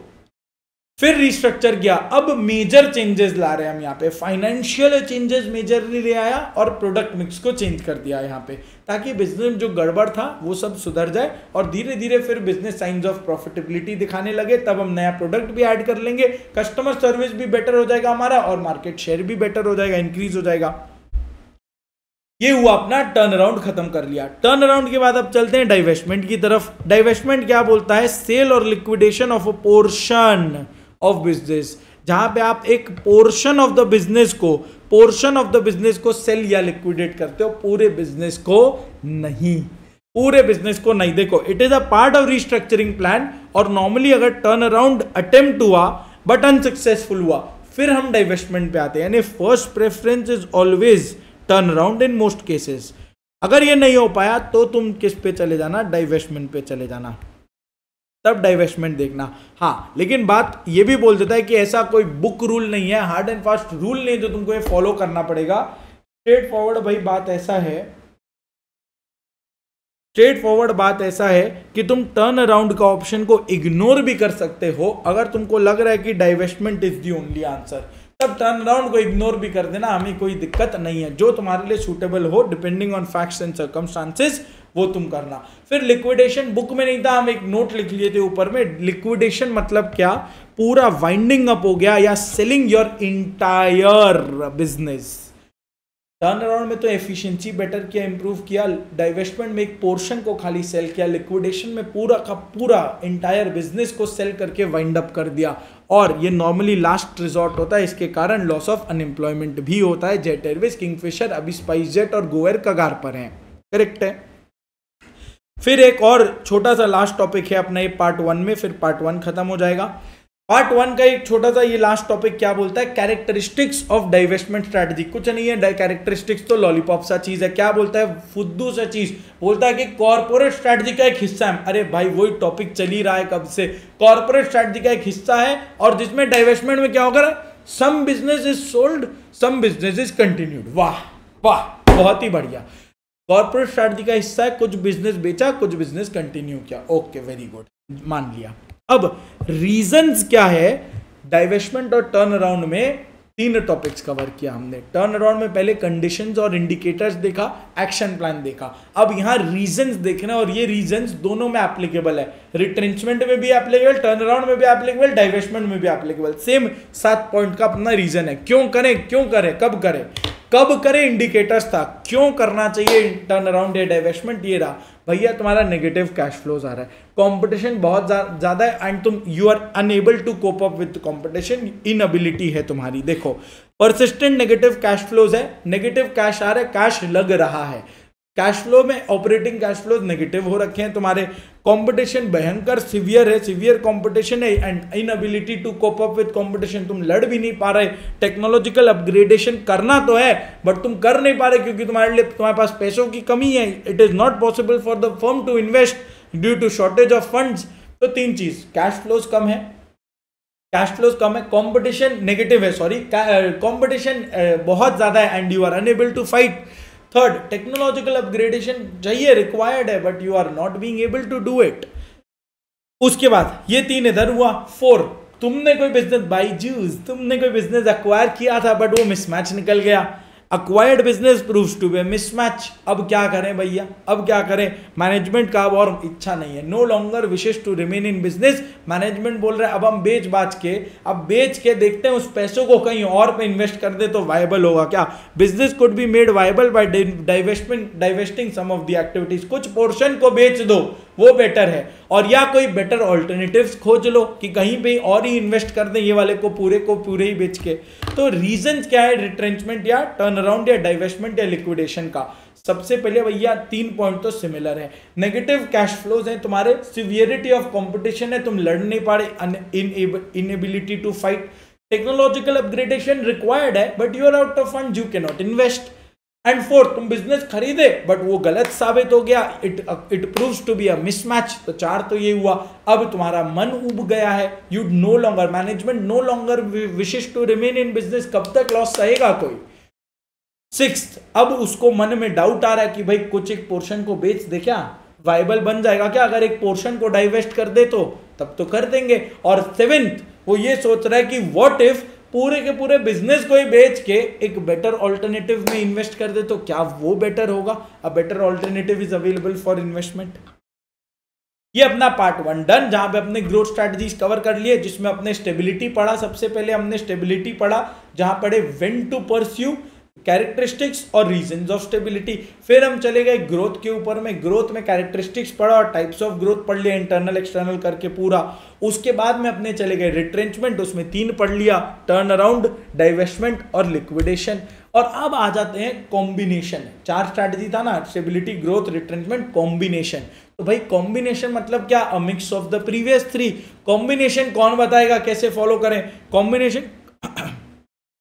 कॉम्बिनेशन कब फॉलो किया जाता है? कॉम्बिनेशन फॉलो हम तब करते हैं when you are in a multi market, multi product, multi business company, जैसे आईटीसी, रिलायंस, टाटा, अंबानी बोले तो रिलायंस हो गया, वो तो एक ही बात है, अडानी बोल लो। ये लोग जहां पे मल्टीपल प्रोडक्ट्स, मल्टी बिजनेस में ये लोग एंटर कर रखे, उनका कोई एक स्ट्रैटेजी फॉलो करने से काम नहीं होगा। और रिसोर्सेज तुमको वहीं पे चैनलाइज करना है जहां तुम्हारा ग्रेटेस्ट पोटेंशियल है, जो मैक्सिमम प्रॉफिटेबल चीज है उसी में रिसोर्सेज को डाल के फायदा है ना। तुमको अल्टीमेटली सबको वेल्थ क्रिएट करना है, प्रॉफिट मैक्सिमाइज करना है, तो वैसे ही करो फिर, और क्या। क्लियर है? तो डाइवर्सिफाइड कंपनी डाइवर्ट करेगी अपने रिसोर्सेज को from cash rich business to more profitable ones, more prospective ones, जो आज के दिन ग्रो नहीं कर रहा कल को जरूर ग्रो करेगा। जैसे आईटीसी सिगरेट से पैसा ला रहा है और कहां डाल रहा है, एफएमसीजी में और होटल्स में। कैश रिच बिजनेस जिससे पैसा आप डाल रहे हो एफएमसीजी और होटल्स में, ज्यादा प्रोस्पेक्टिव बिजनेसेस में पैसा डाल रहे हो फॉर, जहां पे फास्टर ग्रोथ का एक प्रॉमिस है। अब यहां पे अपना 4 मैट्रिक्स आ जाता है। एक आ जाता है Ansoff product market growth matrix, दूसरा एडीएल मैट्रिक्स आ जाता है, तीसरा अपना Boston consulting group BCG matrix आ जाता है, चौथा अपना जीई मैट्रिक्स, कहां गया इधर, जीई मैट्रिक्स आ जाता है। 4 अपने मैट्रिसेस आ जाते हैं और बस ये चैप्टर खत्म। 10 मिनट का चीज है, 10 से 15 मिनट मुझे आप और दे दो, ये चैप्टर भी अपना इधर ही सलट जाएगा। सीधे आ जाओ पहले पेज 108 पे, सुपर इंपॉर्टेंट है अपना बीसीजी, इसको रैप अप कर लेते हैं।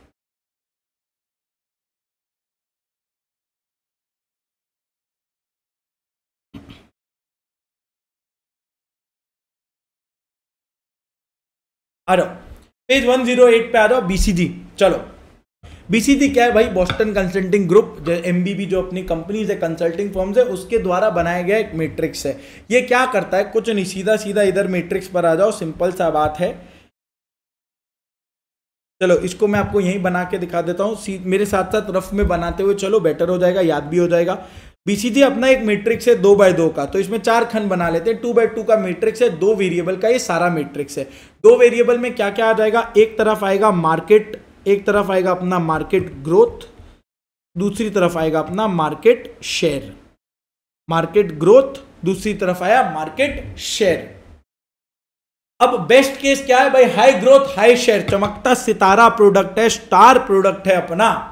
लो growth low share, worst case product क्या है, डॉग प्रोडक्ट जिसमें आनी जानी कुछ नहीं है, उसमें बस खर्चा लगना है। डॉग को पालने में सिर्फ एक खर्चा लगता है। Dogs are nothing but cash traps, dogs are nothing but cash traps. Low growth low share, कुछ आनी जानी तो है नहीं। अब अगर ग्रोथ नहीं है मार्केट में, ग्रोथ बोले तो फ्यूचर का बात करता है, growth is for future, market share is for present. अगर ग्रोथ बहुत ज़्यादा नहीं है, फ्यूचर हो सकता है इसका उतना अच्छा नहीं हो, लेकिन आज का प्रेजेंट इसका बहुत बढ़िया है, तो ये अपना कैश काउ है, ये वो गाय है जो दूध दे रही है आज भी, तो इसके लिए बहुत प्रॉफिटेबल सिनेरियो है कंपनी के लिए। ये कैश रिच है ना, तो ये इन्वेस्टमेंट मांग रहा है, मैच्योरिटी में पहुंच चुका है, कैश कमा कमा के दे रहा है। आईटीसी का अपना टोबैको डिवीजन हो गया, और एक ऐसा कंपनी जिसमें मार्केट में तो बहुत ग्रोथ है लेकिन तुम्हारे प्रोडक्ट्स के शेयर बड़े कम है, वो अपना हो जाता है क्वेश्चन मार्क। क्या होगा इसके फ्यूचर का अपने को मालूम नहीं है। तो ये रहा अपना बीसीजी का मैट्रिक्स, इधर पे नोट कर लो। ये हम लोग क्लास में पूरा बनाए नहीं थे क्या? बनाए थे, आई एम श्योर बनाए थे। इधर है, ये रहा, हाँ वही तो मैं देखा, बनाए तो थे कहीं पे। पेज 111 पे देखना, इधर अपने बीसीजी क्लास में जो बनाए थे वो। तो इधर हम लोग ने क्या देखा, ये रहा मार्केट शेयर, ये रहा मार्केट ग्रोथ। तो हाई ग्रोथ हाई शेयर इधर रहा स्टार, बेस्ट केस हो गया, और वर्स्ट केस में डॉग चला गया। ठीक है, आईटीसी और एप्पल का एग्जांपल को राइट साइड से रिलेट करते हुए चलना। स्टार प्रोडक्ट एफएमसीजी और होटल्स, अब उसमें इन्वेस्ट कर रहा है आईटीसी। डॉग प्रोडक्ट वो हो गया जो कैश ट्रैप्स है, जिसमें कुछ आनी जानी नहीं है, वो उसका मतलब मार्केट ग्रोथ भी कोई बहुत ज्यादा नहीं है, उसका शेयर भी बड़ा कम है। ठीक है, तो वो कैश ट्रैप्स हो गए। अब आईटीसी का सिगरेट बिजनेस क्या है? कैश काउ है। ग्रोथ शायद बहुत ज्यादा नहीं हो सिगरेट इंडस्ट्री में, जो स्मोक करते हैं वो ऑलरेडी बहुत ज्यादा स्मोक करते ही हैं, नया कोई नहीं आने वाला। इसको बोल दो कैश काउ। ये हो गया cash cow, cash which gives cow which produces milk, इसीलिए वो कैश काउ है। एंड लास्ट में अपना हाई ग्रोथ और लो शेयर में आ गया क्वेश्चन मार्क, जिसको हम लोग बोलते हैं प्रॉब्लम चाइल्ड या वाइल्ड कैट। प्रॉब्लम चाइल्ड या वाइल्ड कैट, इस बच्चे में अभी दिक्कत है, इसके फ्यूचर में क्या होगा नहीं पता। प्रॉब्लम चाइल्ड या वाइल्ड कैट। तब अगर स्टार प्रोडक्ट, तो इसके ये आईटीसी का कंस्ट्रक्शन बिजनेस हो गया, उसका कंस्ट्रक्शन मालूम ही था, कंस्ट्रक्शन बिजनेस। ठीक है, डन। तो स्टार प्रोडक्ट को हमको क्या करना है भाई, इसमें इन्वेस्टमेंट लग रहा है आज के दिन, तो इसको इन्वेस्ट करो, होल्ड करो, बिल्ड करते हुए चलो इस प्रोडक्ट को। इन्वेस्ट, होल्ड, बिल्ड, और पैसे लगाओ इसमें, इन्वेस्ट करो भाई। ये तो चमकता सितारा है, स्टार प्रोडक्ट है। कैश काउ में इन्वेस्टमेंट मत करना, ये इन्वेस्टमेंट ऑलरेडी डन हो चुका है इसके अंदर में। तो इन्वेस्टमेंट हो गया, अब बात है होल्ड करने का। जो मार्केट शेयर बनाया है होल्ड करके बैठो। हार्वेस्ट, अब जो पैसा आ रहा है आने दो। इन्वेस्टमेंट नहीं, इन्वेस्ट का ऑपोजिट होता है हार्वेस्ट, ऑपोजिट होता है डाइवेस्ट, बीच का हो जाता है हार्वेस्ट। इन्वेस्ट मतलब और पैसा डालो, हार्वेस्ट मतलब जो पैसा आ रहा है आने दो और पैसा मत डालना। डाइवेस्ट मतलब बेच के निकलो, बेच के निकलो। वही मार्केट शेयर का अगर बात करें, ये तो कैश फ्लोज हो गया। मार्केट शेयर का अगर बात करें तो एक होता है hold, hold your market share, दूसरा होता है build, build your market share. ठीक है, और इंक्रीज करना है आपको। तो स्टार प्रोडक्ट में हमारा स्ट्रैटेजी क्या था? इन्वेस्ट, होल्ड या हार्वेस्ट। कैश काउ में स्ट्रैटेजी क्या है? होल्ड एंड हार्वेस्ट, इसमें इन्वेस्टमेंट नहीं आएगा। आज का स्टार प्रोडक्ट कल का कैश काउ बनना है फ्यूचर में जाके, तो आज इन्वेस्टमेंट करो स्टार प्रोडक्ट में, कल को वो तुमको रिटर्न दे देगा जब वो कैश काउ बन जाएगा।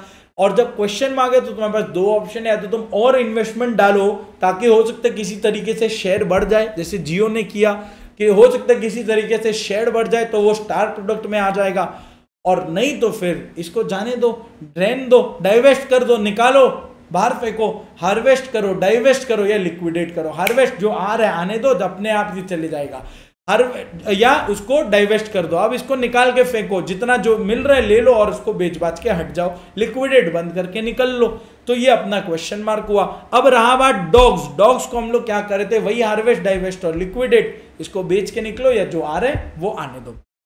तो स्टार, इसमें इन्वेस्टमेंट डालना है, मार्केट शेयर होल्ड करो और बिल्ड करो। Cash cow, market share hold करो, जो पैसा आ रहा है आने दो, harvest, hold and harvest. Question mark, या तो इन्वेस्ट करके स्टार में आ जाओ या डाइवेस्ट करके डॉग में चले जाओ, पड़े रहने दो। डॉग्स कैश ट्रैप्स है बाबा, या तो हार्वेस्ट करो, जो आ रहा है आने दो, नहीं तो फिर डाइवेस्ट करो, लिक्विडेट करो और चलते बनो। तो ये अपना बीसीजी का पूरा मैट्रिक्स हुआ। इधर पे भी अपने रेफर कर सकते हैं, ये रहा मैट्रिक्स, यहाँ पर भी है। तो कुछ नहीं है, ऑल इन ऑल बीसीजी है क्या भाई? ये तुमको एक रिसोर्स एलोकेशन का तरीका बताता है। कैश काउ से तुमको पैसा लेना है, स्टार प्रोडक्ट में पैसा डालना है सीधा। तो ये रिसोर्स एलोकेशन का एक तरीका बताएगा। दो वेरिएबल है, मार्केट ग्रोथ, मार्केट शेयर। उसके बाद चार प्रोडक्ट से डिफाइन किया, star, cash cow, question mark, dogs. Star क्या है? जो आज के दिन हेवी इन्वेस्टमेंट मांग रही है, ग्रोइंग रैपिडली एंड वो एक्सपेंशन के लिए रेडी है, they provide opportunities for expansion. Cash cow क्या है? वो कैश जनरेट कर रहा है, खर्चा उसमें कम है, इन्वेस्टमेंट का दरकार नहीं है। आज का स्टार, जब स्टार कल को जब ग्रोथ कम हो जाएगा फिर वो कैश काउ बन जाएगा। क्वेश्चन मार्क क्या है भाई इसका? Also known as problem children और वाइल्ड कैट्स। इसमें कैश चाहिए, हैवी इन्वेस्टमेंट चाहिए इसको, और अगर इसको छोड़ दिया, इन्वेस्टमेंट करके या तो तुम स्टार प्रोडक्ट में लेके जाओ या उसको ग्रो करो, अगर तुम इसको अनअटेंडेड छोड़ दिए ना तो ये कैश ट्रैप बन जाएगा, डॉग में आ जाएगा। और डॉग्स को क्या है भाई, they need cash to survive. अगर तुम कैश नहीं दे सकते जो आ रहे या तो आने दो, और या फिर इसको डाइवेस्ट करके लिक्विडेट करो, या तो ये कैश जो जनरेट कर रहे हैं वो देख लो, या नहीं तो डाइवेस्ट करके लिक्विडेट करके निकलो। और यही चारों अपना आइडेंटिफिकेशन स्ट्रैटेजीज था जो अपने देख लिए। बिल्ड हो गया अपना इन्वेस्ट, होल्ड और हार्वेस्ट, मार्केट शेयर बचाना है, जो पैसा आ रहा है आने दो या डाइवेस्ट करके निकलो। क्लियर है क्या? Super important limitations of BCG matrix, super important. पहले तो भाई इसको बनाने में कॉस्ट लगेगा क्योंकि आप एक्सपर्ट्स को बुलाओगे, टाइम जाएगा, वो अलग, तो costly and time consuming and costly to implement. Second point, ये सिर्फ करंट बिजनेस पर फोकस करेगा, फ्यूचर प्लानिंग का कोई बात ही नहीं कर रहा। अरे भाई फ्यूचर का तो सोचो, तुम सिर्फ मार्केट शेयर करंट बिजनेस पर फोकस कर रहे हो। थर्ड, ये टू मच एम्फोसिस डाल दिया मार्केट शेयर के ऊपर में, जो हमने दो एक्सट्रीम एग्जांपल्स ऊपर ले रखे हैं। स्विगी जोमेटो मार्केट शेयर तो बहुत ज्यादा है लेकिन लॉस बना रहे हैं दोनों जन। जोमेटो तो चलो फिर भी अभी प्रॉफिट पोस्ट करना चालू किया है, और दूसरे एंड पर बीएमडब्ल्यू, ऑडी और मर्सिडीज, मार्केट शेयर तो कम है, मार्केट शेयर कम है बट सुपर प्रॉफिटेबल है। उसको तुम तो बोल दिए कि ये तो खराब कंपनीज है, मार्केट शेयर कम है, क्वेश्चन मार्क है, या तुम्हारा डॉग है या क्या, समझ में आया? क्वेश्चन मार्क या डॉग में डाल दिए तुम उनको। तो it puts too much emphasis on market share, और वो मेजर करने का कोई तरीका नहीं बताता कि मार्केट शेयर और ग्रोथ को तुमको मेजर कैसे करना है। वो हर केस में पॉसिबल नहीं है। अनऑर्गेनाइज्ड सेक्टर्स, हैंडलूम इंडस्ट्री कैसे मेजर कर लोगे तुम जहां डेटा ही अवेलेबल नहीं है। और फिर ये बोलेगा, या तो ये बहुत जल्दी एक्सपेंशन बोल देगा, star product expand expand expand, अरे रुक जाओ शांति, और या नहीं तो बोलेगा डाइवेस्ट करो बहुत जल्दी, डॉग है डाइवेस्ट डाइवेस्ट डाइवेस्ट। अरे ये नॉर्मल कहीं टर्न अराउंड का बात ही नहीं किया, कोई रिवाइवल का बात ही नहीं किया। तो ये 5 इसके लिमिटेशंस है। सबसे पहला, time consuming, costly to implement. दूसरा, करंट बिजनेस पे बहुत ज्यादा फोकस है, फ्यूचर को इग्नोर कर दिया, फ्यूचर प्लानिंग को इग्नोर कर दिया। थर्ड, मार्केट शेयर और मार्केट ग्रोथ पे बहुत ज्यादा एम्फोसिस डाल दिया, अब जिसके वजह से बहुत सारे कंपनीज का एक मायोपिक, इसीलिए इसको बोलते हैं इट इज मायोपिक, बहुत नैरो विजन है इसका। बीसीजी बहुत छोटा सोचता है। जोमेटो स्विगी अच्छे कंपनी है, क्यों? शेयर अच्छा है। अरे प्रॉफिट तो चेक करो। बीएमडब्ल्यू वगैरह खराब कंपनी है, क्यों? शेयर खराब है। भाई सुपर रोल्स रॉयस तो इसके दायरे में फिट ही नहीं होगा।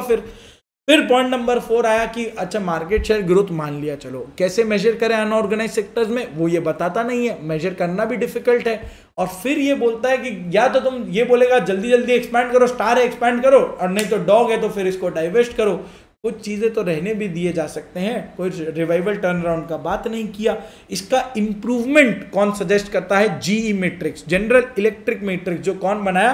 मैकिन्जी ने मिलकर बनाया था, किसके साथ? जनरल इलेक्ट्रिक कंपनी के साथ। और इसको also known as business planning matrix, GE 9 cell matrix और जीई मॉडल। एमसीक्यू के लिए एक बार देख लो, जीई मैट्रिक्स किसने बनाया? मैकिन्जी और जनरल इलेक्ट्रिक कंपनी ने मिलकर। Also known as business planning, GE 9 cell matrix, GE model. क्या है इसमें? ट्रैफिक सिग्नल्स को ये फॉलो करता है। सबसे पहले तो ये दो वेरिएबल था अपना बीसीजी का, ये बीसीजी से बेटर है। हाँ, तो जो 2 वेरिएबल था ना, market growth and market share, ये दोनों को देखो ये कैसे बेटर करता है। मार्केट शेयर को इसने बोला बिजनेस स्ट्रेंथ बना लो, मार्केट शेयर को बिजनेस स्ट्रेंथ बोलो। और बिजनेस स्ट्रेंथ वेरिएबल का एक वेरिएबल है मार्केट शेयर, बट उसमें और भी बहुत सारे आ जाते हैं, जैसे कि प्रॉफिट, डिस्ट्रीब्यूशन, ब्रांड। प्रॉफिट बोलते ही मर्सिडीज वगैरह कवर हो जाएंगे, ब्रांड बोलते ही मर्सिडीज कवर हो जाएगा, डिस्ट्रीब्यूशन कैसा है उसका, कस्टमर लॉयल्टी, टेक्नोलॉजी, ये सारे वेरिएबल्स को आपको कंसिडर करना है, कोई एक वेरिएबल को नहीं। हाँ, इन वेरिएबल्स के बेसिस पे तुम डिसाइड करो कि तुम्हारा बिजनेस स्ट्रेंथ कैसा है, तुम्हारे बिजनेस का मार्केट के अंदर में स्ट्रेंथ कैसा है। थोड़ा सा एब्स्ट्रैक्ट कर दिया, करना ही पड़ता ना, इतने सारे वेरिएबल्स को इंक्लूड कर लिए तो। और बीसीजी तो सिर्फ बोला था मार्केट शेयर पे ही फोकस कर लो, बाकी को बाहर में जाने दो। और दूसरा जो बीसीजी का मार्केट ग्रोथ था, मार्केट ग्रोथ को हटा के यहां पे बोलता है कि तुम मार्केट अट्रैक्टिवनेस पे फोकस करो। और जिसमें ग्रोथ तो बस एक वेरिएबल है, और भी बहुत सारे वेरिएबल्स है कि उसमें टेक्नोलॉजी कैसा है, कंपटीशन का स्थिति कैसी है, कंपटीशन का सिनेरियो कैसा है, प्रॉफिटेबिलिटी क्या है इंडस्ट्री का, डिफरेंशिएशन पॉसिबल है कि नहीं, रिस्क ऑफ रिटर्न क्या है, प्राइस कैसा है, डिमांड कैसा है उसमें। तो ये ओवरऑल इंडस्ट्री के वेरिएबल्स को आप चेक कर रहे हो। तो ब्रॉडली स्पीकिंग जी मैट्रिक्स ने वेरिएबल्स के स्कोप को बहुत ब्रॉड कर दिया, इसीलिए उसने बोला एक तरफ बिजनेस स्ट्रेंथ को लो, दूसरी तरफ मार्केट अट्रैक्टिवनेस को लो। Business strength versus market attractiveness abstract variables है, और मैट्रिक्स इसका कुछ 3x3 का बनता है। 3x3 का मैंने आपको बताया था, एक तरफ बिजनेस स्ट्रेंथ डालना, एक तरफ मार्केट अट्रैक्टिवनेस डालना। अब बिजनेस स्ट्रेंथ में 3 टाइप है, हाई, मीडियम, लो या स्ट्रॉन्ग, एवरेज, वीक। जो याद आए लिख देना, कोई हार्ड एंड फास्ट रूल नहीं है। मार्केट अट्रैक्टिवनेस में फिर से वही आ जाता है, हाई, मीडियम, लो। जो तुमको लिखना हो कोई दिक्कत नहीं है। स्ट्रेंथ है तो प्रेफरेबल है, स्ट्रेंथ है तो इसीलिए बोलते हैं स्ट्रॉन्ग, एवरेज और वीक बोलना। स्ट्रेंथ है ना, स्ट्रॉन्ग, एवरेज, वीक, कोई दिक्कत ही नहीं है। अगर अट्रैक्टिवनेस का बात है तो हम बोलते हैं हाई अट्रैक्टिवनेस, मीडियम अट्रैक्टिवनेस और लो अट्रैक्टिवनेस। तो 3 तरीके से डिवाइड कर दिया। अब 3x3 बोलते ये 9 बॉक्स का मैट्रिक्स बन गया। जैसे 9 बॉक्स का मैट्रिक्स बना, बेस्ट केस ये वाला होगा, स्ट्रॉन्ग और हाई बेस्ट केस होगा, दोनों तरफ अच्छा है, बेस्ट केस हुआ। इसको तुम ग्रीन कर दो, इन्वेस्ट और एक्सपैंड। अब इसके बाजू बाजू में एक एक को ग्रीन कर दो। ये हो गया अपना इन्वेस्ट या एक्सपैंड। स्टार प्रोडक्ट के जैसा हो गया, बेस्ट केस है इन्वेस्ट करो, एक्सपैंड करते हुए चलो।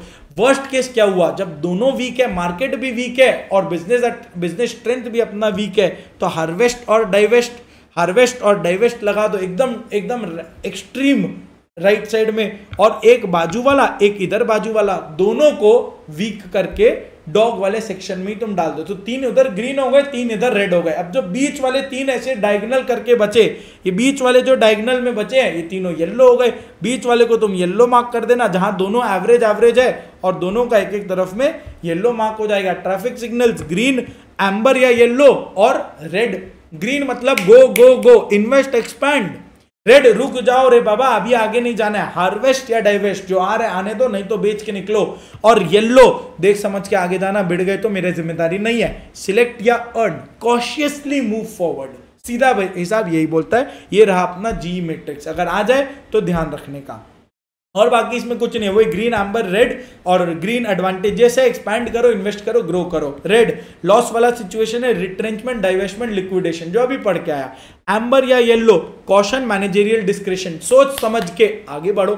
कुछ प्रोडक्ट्स में आगे बढ़ जाओ, कुछ प्रोडक्ट्स में थम जाओ थोड़े से। और जी मैट्रिक्स वर्सेस बीसीजी में, जी मैट्रिक्स मायोपिक था, बीसीजी मायोपिक था, जी मैट्रिक्स उससे ज्यादा ब्रॉडर स्कोप है। मार्केट ग्रोथ को ये मार्केट अट्रैक्टिवनेस से रिप्लेस कर दिया, उधर मार्केट शेयर को यहां बिजनेस स्ट्रेंथ से रिप्लेस कर दिया। तो ये इस तरीके से अपना जी मैट्रिक्स चला।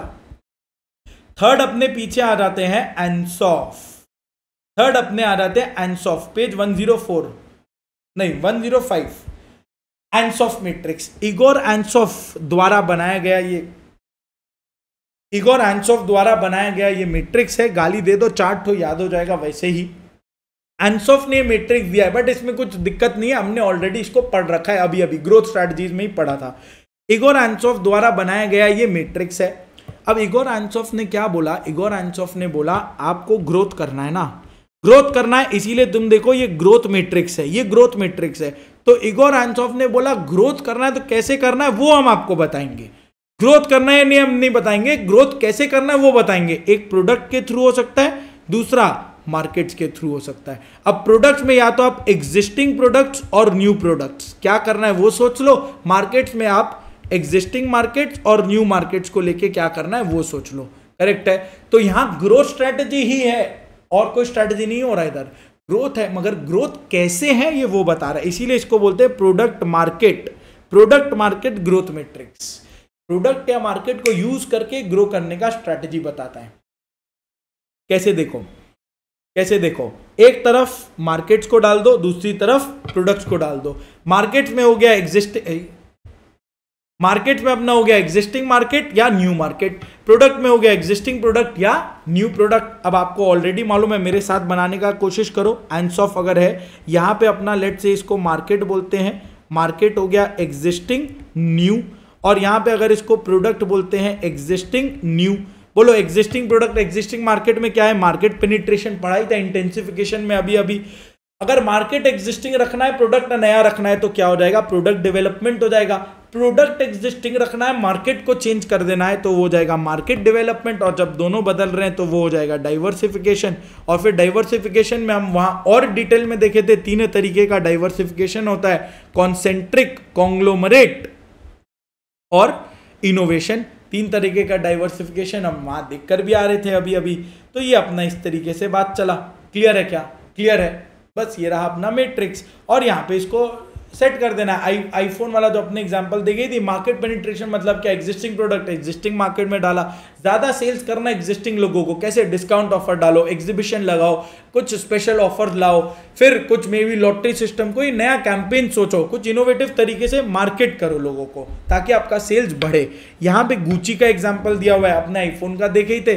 गुची एक लग्जरी क्लोथिंग ब्रांड है, अगर वो एग्जिस्टिंग यूरोप में उसका एग्जिस्टिंग मार्केट है, तो गुची क्या है, लग्जरी उसका प्रोडक्ट है, लग्जरी क्लोथ्स है उसका प्रोडक्ट, और वो European market existing product existing market में सेल कर रहा है। अगर मार्केट डेवलप करना है तो Gucci luxury clothes product change नहीं किया, बट यूरोप के जगह अब चाइनीज मार्केट्स में हो जा रहा है, तो एक्सपैंड किया नए मार्केट में जाके, existing products in new markets, नए मार्केट को डेवलप कर लो। प्रोडक्ट डेवलपमेंट में क्या किया, गुची यूरोपियन मार्केट्स में ही रहा, लेकिन अब लग्जरी क्लोथ्स के साथ साथ वो कैजुअल क्लोथिंग भी चालू कर दिया, प्रोडक्ट्स, नए प्रोडक्ट्स को बना के बेचा, new products in your existing markets. और डाइवर्सिफिकेशन, जब नया प्रोडक्ट और नया मार्केट दोनों ही नया है, तो नॉर्मली ये किसी स्टार्टअप कंपनी को अक्वायर करके होता है, कोई स्टार्टअप कंपनी चालू करके होता है, या फिर कोई एग्जिस्टिंग कंपनी को अक्वायर करके ही होता है, internal growth, external growth.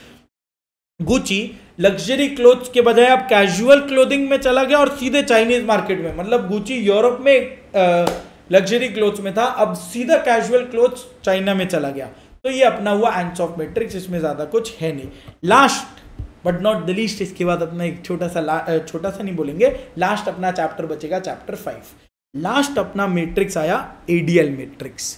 ADL matrix में स्टुअर्ट लिटिल को याद कर लेना, ये बनाया है आर्थर डी लिटिल ने, ये बनाया है आर्थर डी लिटिल में, नाम में ही लिटिल था। आर्थर डी लिटिल ने ये मैट्रिक्स बनाया। Arthur D little again MCQ में अगर पूछ ले तो, बट ये सब मुझे नहीं लगता ये सारे चिंदी क्वेश्चंस पूछे जाएंगे। सो आर्थर डी लिटिल ने ये अपना एडीएल मैट्रिक्स बनाया। अब जब बनाया तो 2 वेरिएबल्स को उसने लिया। भूल से भी ये मैट्रिक्स को याद मत कर लेना, पॉसिबल नहीं है, अपने बस इसको खन याद करेंगे, बॉक्सेस याद करेंगे। ADL matrix Arthur D little ने बनाया है, 2 वेरिएबल लिया। स्टेज ऑफ इंडस्ट्री मैच्योरिटी, ये इंडस्ट्री का वेरिएबल हो गया, ये मार्केट का एक वेरिएबल हो गया, कंपनी का एक वेरिएबल लिया इसने, कॉम्पिटिटिव पोजीशन। हर मैट्रिक्स अगर आपने देखा 2 वेरिएबल लिया, एक कंपनी रिलेटेड, एक मार्केट रिलेटेड। बीसीजी में मार्केट शेयर कंपनी का, मार्केट ग्रोथ मार्केट का। जीई में बिजनेस स्ट्रेंथ कंपनी का, मार्केट अट्रैक्टिवनेस मार्केट का। एंसोफ एक अलग चलता है जो ग्रोथ का बात करता है, इसीलिए वो प्रोडक्ट और मार्केट पे चला गया, वो अलग था काफी कुछ। उसमें भी प्रोडक्ट कंपनी का, मार्केट अपना अलग मार्केट का। और यहां पे एडीएल में अगर आ गए तो कंपनी का क्या, कॉम्पिटिटिव पोजीशन, और मार्केट का क्या, स्टेज ऑफ इंडस्ट्री मैच्योरिटी। अब स्टेज ऑफ इंडस्ट्री मैच्योरिटी में स्टडी मटेरियल में कुछ लिखा नहीं है, इसीलिए इसको और डिटेल में नहीं पढ़ने का है, वहां पे बस पीएलसी से इसको रिलेट कर लेना। इंट्रोडक्शन, ग्रोथ, मैच्योरिटी, डिक्लाइन, यहां पे वही बोलता है एम्ब्रियोनिक ग्रोथ, मैच्योरिटी, एजिंग, कुछ नहीं। इंट्रोडक्शन के बजाय एम्ब्रियोनिक दे दिया और डिक्लाइन के बजाय एजिंग दे दिया। इंग्लिश खेल रहा है और कुछ नहीं कर रहा, सिंपल ये प्रोडक्ट लाइफ साइकिल का 4 वेरिएबल है। कॉम्पिटिटिव पोजीशन का अगर बात करें, कॉम्पिटिटिव पोजीशन में 5 चीज आ जाता है, ये वाला बस ऊपर बॉक्स से देख लो। Dominant, strong, favourable, tenable, weak. Dominant, strong, favourable, tenable, weak, 5 अलग अलग कॉम्पिटिटिव पोजीशन है। सबसे बेस्ट है डोमिनेंट। डोमिनेंट बोले तो मोनोपोली सिचुएशन हो गया, हार्डली देखने को मिलता है, रेयर है, it is a rare situation. Monopoly है, ज्यादा देखने को नहीं मिलेगा। हाँ, उसमें या तो पेटेंट है और या वो मोनोपोली है। जैसे इंडियन रेलवेज डोमिनेंट है, कोई और रेलवे थोड़ी ना चला रहा है इंडिया में। या फिर वो प्रोटेक्टेड टेक्नोलॉजिकल लीडरशिप है, उसके नाम पे कोई पेटेंट है। सीरम इंस्टीट्यूट ऑफ इंडिया का जो हम क्लास में एग्जांपल लेते हैं, उसके नाम पे सारा चाइल्ड वैक्सीन है, पेटेंटेड है। स्ट्रॉन्ग बोले तो भाई ये फेवरेबल मार्केट शेयर एंजॉय करता है, इसका मार्केट शेयर बड़ा फेवरेबल है। जैसे जियो, मैगी, टाटा स्टील, ये थोड़ा सा ऐसा नहीं है कि एवरेज प्रॉफिट्स कमा रहा है, एवरेज से बेटर प्रॉफिट्स कमा रहा है। It enjoys a considerable degree of freedom, और वो एक्ट कर सकता है without market position being unduly threatened bye competitors. जब जियो एक्ट करेगा तो उसको हर समय एयरटेल के बारे में या वोडाफोन के बारे में सोचने का दरकार नहीं है। बट इसी स्ट्रॉन्ग का ऑपोजिट आ जाता है टेनेबल। अगर स्ट्रॉन्ग है जियो तो एयरटेल क्या हुआ, टेनेबल हो गया ना? नहीं, अगर बराबर होते तो वो लोग फेवरेबल हो जाते। अगर जियो दो कंपनी समझो बराबर है तो दे आर फेवरेबल मार्केट्स। अगर एक स्ट्रॉन्ग है तो दूसरा टेनेबल हो जाएगा कि मार्केट तो बराबर है, राइट? तो अगर एक कांस्टेंट मार्केट है, कॉमन मार्केट है जिसमें सब लोग बराबर बराबर बराबर का हिस्सा बांट के रखें, तो वो हो गया फेवरेबल। जैसे ऑटोमोबाइल या Coca Cola Pepsi, favourable market है। इंडस्ट्री फ्रैगमेंटेड है, बटा हुआ इंडस्ट्री है, और कोई भी एक कॉम्पिटिटर ऐसा नहीं है कि वही अपरंपार है।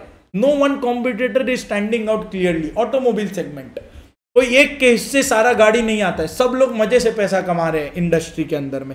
इंडस्ट्री फ्रैगमेंटेड है, no one competitor stands out clearly, सबका एक रीजनेबल डिग्री ऑफ फ्रीडम आ रहा है, ठीक है? फेवरेबल हुआ। अब फेवरेबल में अगर कोई एक कॉम्पिटिटर स्ट्रांग हो जाता है तो दूसरा वाला को टेनेबल होना पड़ जाएगा, जो टेलीकॉम इंडस्ट्री में हुआ, जो मैगी के केस में हुआ। तो अगर जियो स्ट्रांग है, Airtel is tenable, Maggi strong है तो यूपी इज टेनेबल। तो स्ट्रांग और टेनेबल इकट्ठे तुम पढ़ लो। स्ट्रांग मतलब कंसिडरेबल डिग्री ऑफ फ्रीडम है, without market position being threatened, हम एक्ट कर पा रहे हैं, ऐसा कुछ नहीं है। टेनेबल बोले तो बस सैटिस्फैक्टरी परफॉर्मेंस हो रहा है, बस चल रहा है, सैटिस्फैक्टरी परफॉर्मेंस है, चल रहा है, ज्यादा कुछ नहीं है। हम जस्टिफाई कर रहे हैं staying in the industry, but at the same time we are vulnerable to increased competition, बस चल रहा है। We are able to perform satisfactorily, हाँ हम जस्टिफाई कर रहे हैं इंडस्ट्री में रहना, और बट हाँ कंपटीशन से बहुत ज्यादा दिक्कत है। We are vulnerable to increased competition. Performance satisfactory जरूर है but vulnerable to increased competition, ये हो गया अपना टेनेबल। जियो कुछ भी कर देगा, एयरटेल कुछ नहीं कर पाएगा, इंक्रीज्ड कंपटीशन से डर है। वीक बोले तो भाई इसका परफॉर्मेंस ही अनसेटिस्फैक्टरी है, यहां लॉस होने लग गए। कम से कम इधर में वो कहीं से काम तो चला रहा था, सेटिस्फैक्टरी परफॉर्मेंस था, प्रॉफिट था, भले ही बहुत ज्यादा नहीं हो, या maybe no profit no loss situation है, बट एटलीस्ट वो सेटिस्फैक्टरी परफॉर्मेंस था। यहां अनसेटिस्फैक्टरी परफॉर्मेंस है, लॉस है, हाँ, लेकिन अपॉर्चुनिटीज फॉर इंप्रूवमेंट जरूर है, वो तुम भले ही कर सकते हो। तो ये अपना कॉम्पिटिटिव पोजिशन आ गया। कॉम्पिटिटिव पोजिशन बोले तो अपना dominant, strong, favourable, tenable, weak, ठीक है? तो ऑल इन ऑल एडीएल का 2 वेरिएबल है। इंडस्ट्री के लिए वो बोलता है stage of industry maturity, stage of industry maturity, जिसमें 4 वेरिएबल्स आ जाएंगे। एम्ब्रियोनिक ग्रोथ, मैच्योरिटी, एजिंग, वही पीएलसी वाले। और कॉम्पिटिटिव पोजीशन में as per ADL matrix 5 variables हो जाएंगे। डोमिनेंट का ऑपोजिट हो गया एकदम वीक, या ऐसे कर लेते, छोड़ो डोमिनेंट, फिर बाकी फेवरेबल हो गया। फेवरेबल अगर नहीं है तो कुछ स्ट्रॉन्ग और टेनेबल हो जाएगा, लास्ट में वीक आ जाएगा। तो सबसे पहला डोमिनेंट, फिर अगर बटा हुआ है तो फेवरेबल, और बटा हुआ नहीं है कोई एक ज्यादा है तो स्ट्रॉन्ग, और उसका ऑपोजिट टेनेबल। तो डोमिनेंट, स्ट्रॉन्ग, टेनेबल, वीक, और लास्ट में अपना आ जाएगा इधर वीक। और ये मैंने आपको बताया था एडीएल मैट्रिक्स लर्न वन मत कर लेना भूल से भी। लर्न करना होता है, हैप्पी लर्निंग, मोस्ट वेलकम। नहीं तो अगर भूल चुक में आ भी जाए, आईसीआई भी चरस गांजा भूख के अगर कुछ पूछ ले तुमसे, तो ऐसे गोला बना देना इधर और लिख देना appropriate strategies must be followed, appropriate strategies to be followed. समझ में आया क्या? यहां तक अपना ये हो गया अपना चैप्टर 4। और ये केस स्टडीज एक बार देख लेना जो हमने क्लास में पूरा का पूरा डिस्कस कर रखा है, एक बार इसको जरूर से गो थ्रू मार लेना, प्लीज गो थ्रू कर लेना, काम हो जाएगा। And eight the same time मैं आपको ये बता दूं, जो हमने 5 टेस्ट्स लिए हैं क्लास में, जो अपना 5 टेस्ट्स हुआ है क्लास के अंदर में, वो 5 टेस्ट्स सुपर इंपॉर्टेंट है। हर एक क्वेश्चन उसमें सुपर इंपॉर्टेंट है, इंपॉर्टेंट क्वेश्चंस को ध्यान में रखते हुए बनाया गया है, तो उसमें कुछ भी गोची मत करना, वो जरूर से फॉलो करना। वो 5 टेस्ट पेपर्स के क्वेश्चंस को तो डेफिनेटली एक बार देख लेना और तुम्हारा काम हो जाएगा। बहुत अच्छे से हमने क्लास में पढ़ाई किया है, ये 50 घंटे हमने क्लास में पढ़े, एक एक केस स्टडीज, एक के रियल लाइफ केस सिनारियोस को लिया है, क्योंकि तुम्हारा paper pattern is case study oriented. तो वो case study oriented paper pattern को डील करना अपने क्लास में ऑलरेडी सीख चुके हैं, यहाँ अपने ब्रशअप कर रहे हैं, अच्छे तरीके से रिविजन कर रहे हैं। तो ये अपना चैप्टर 4 भी डन।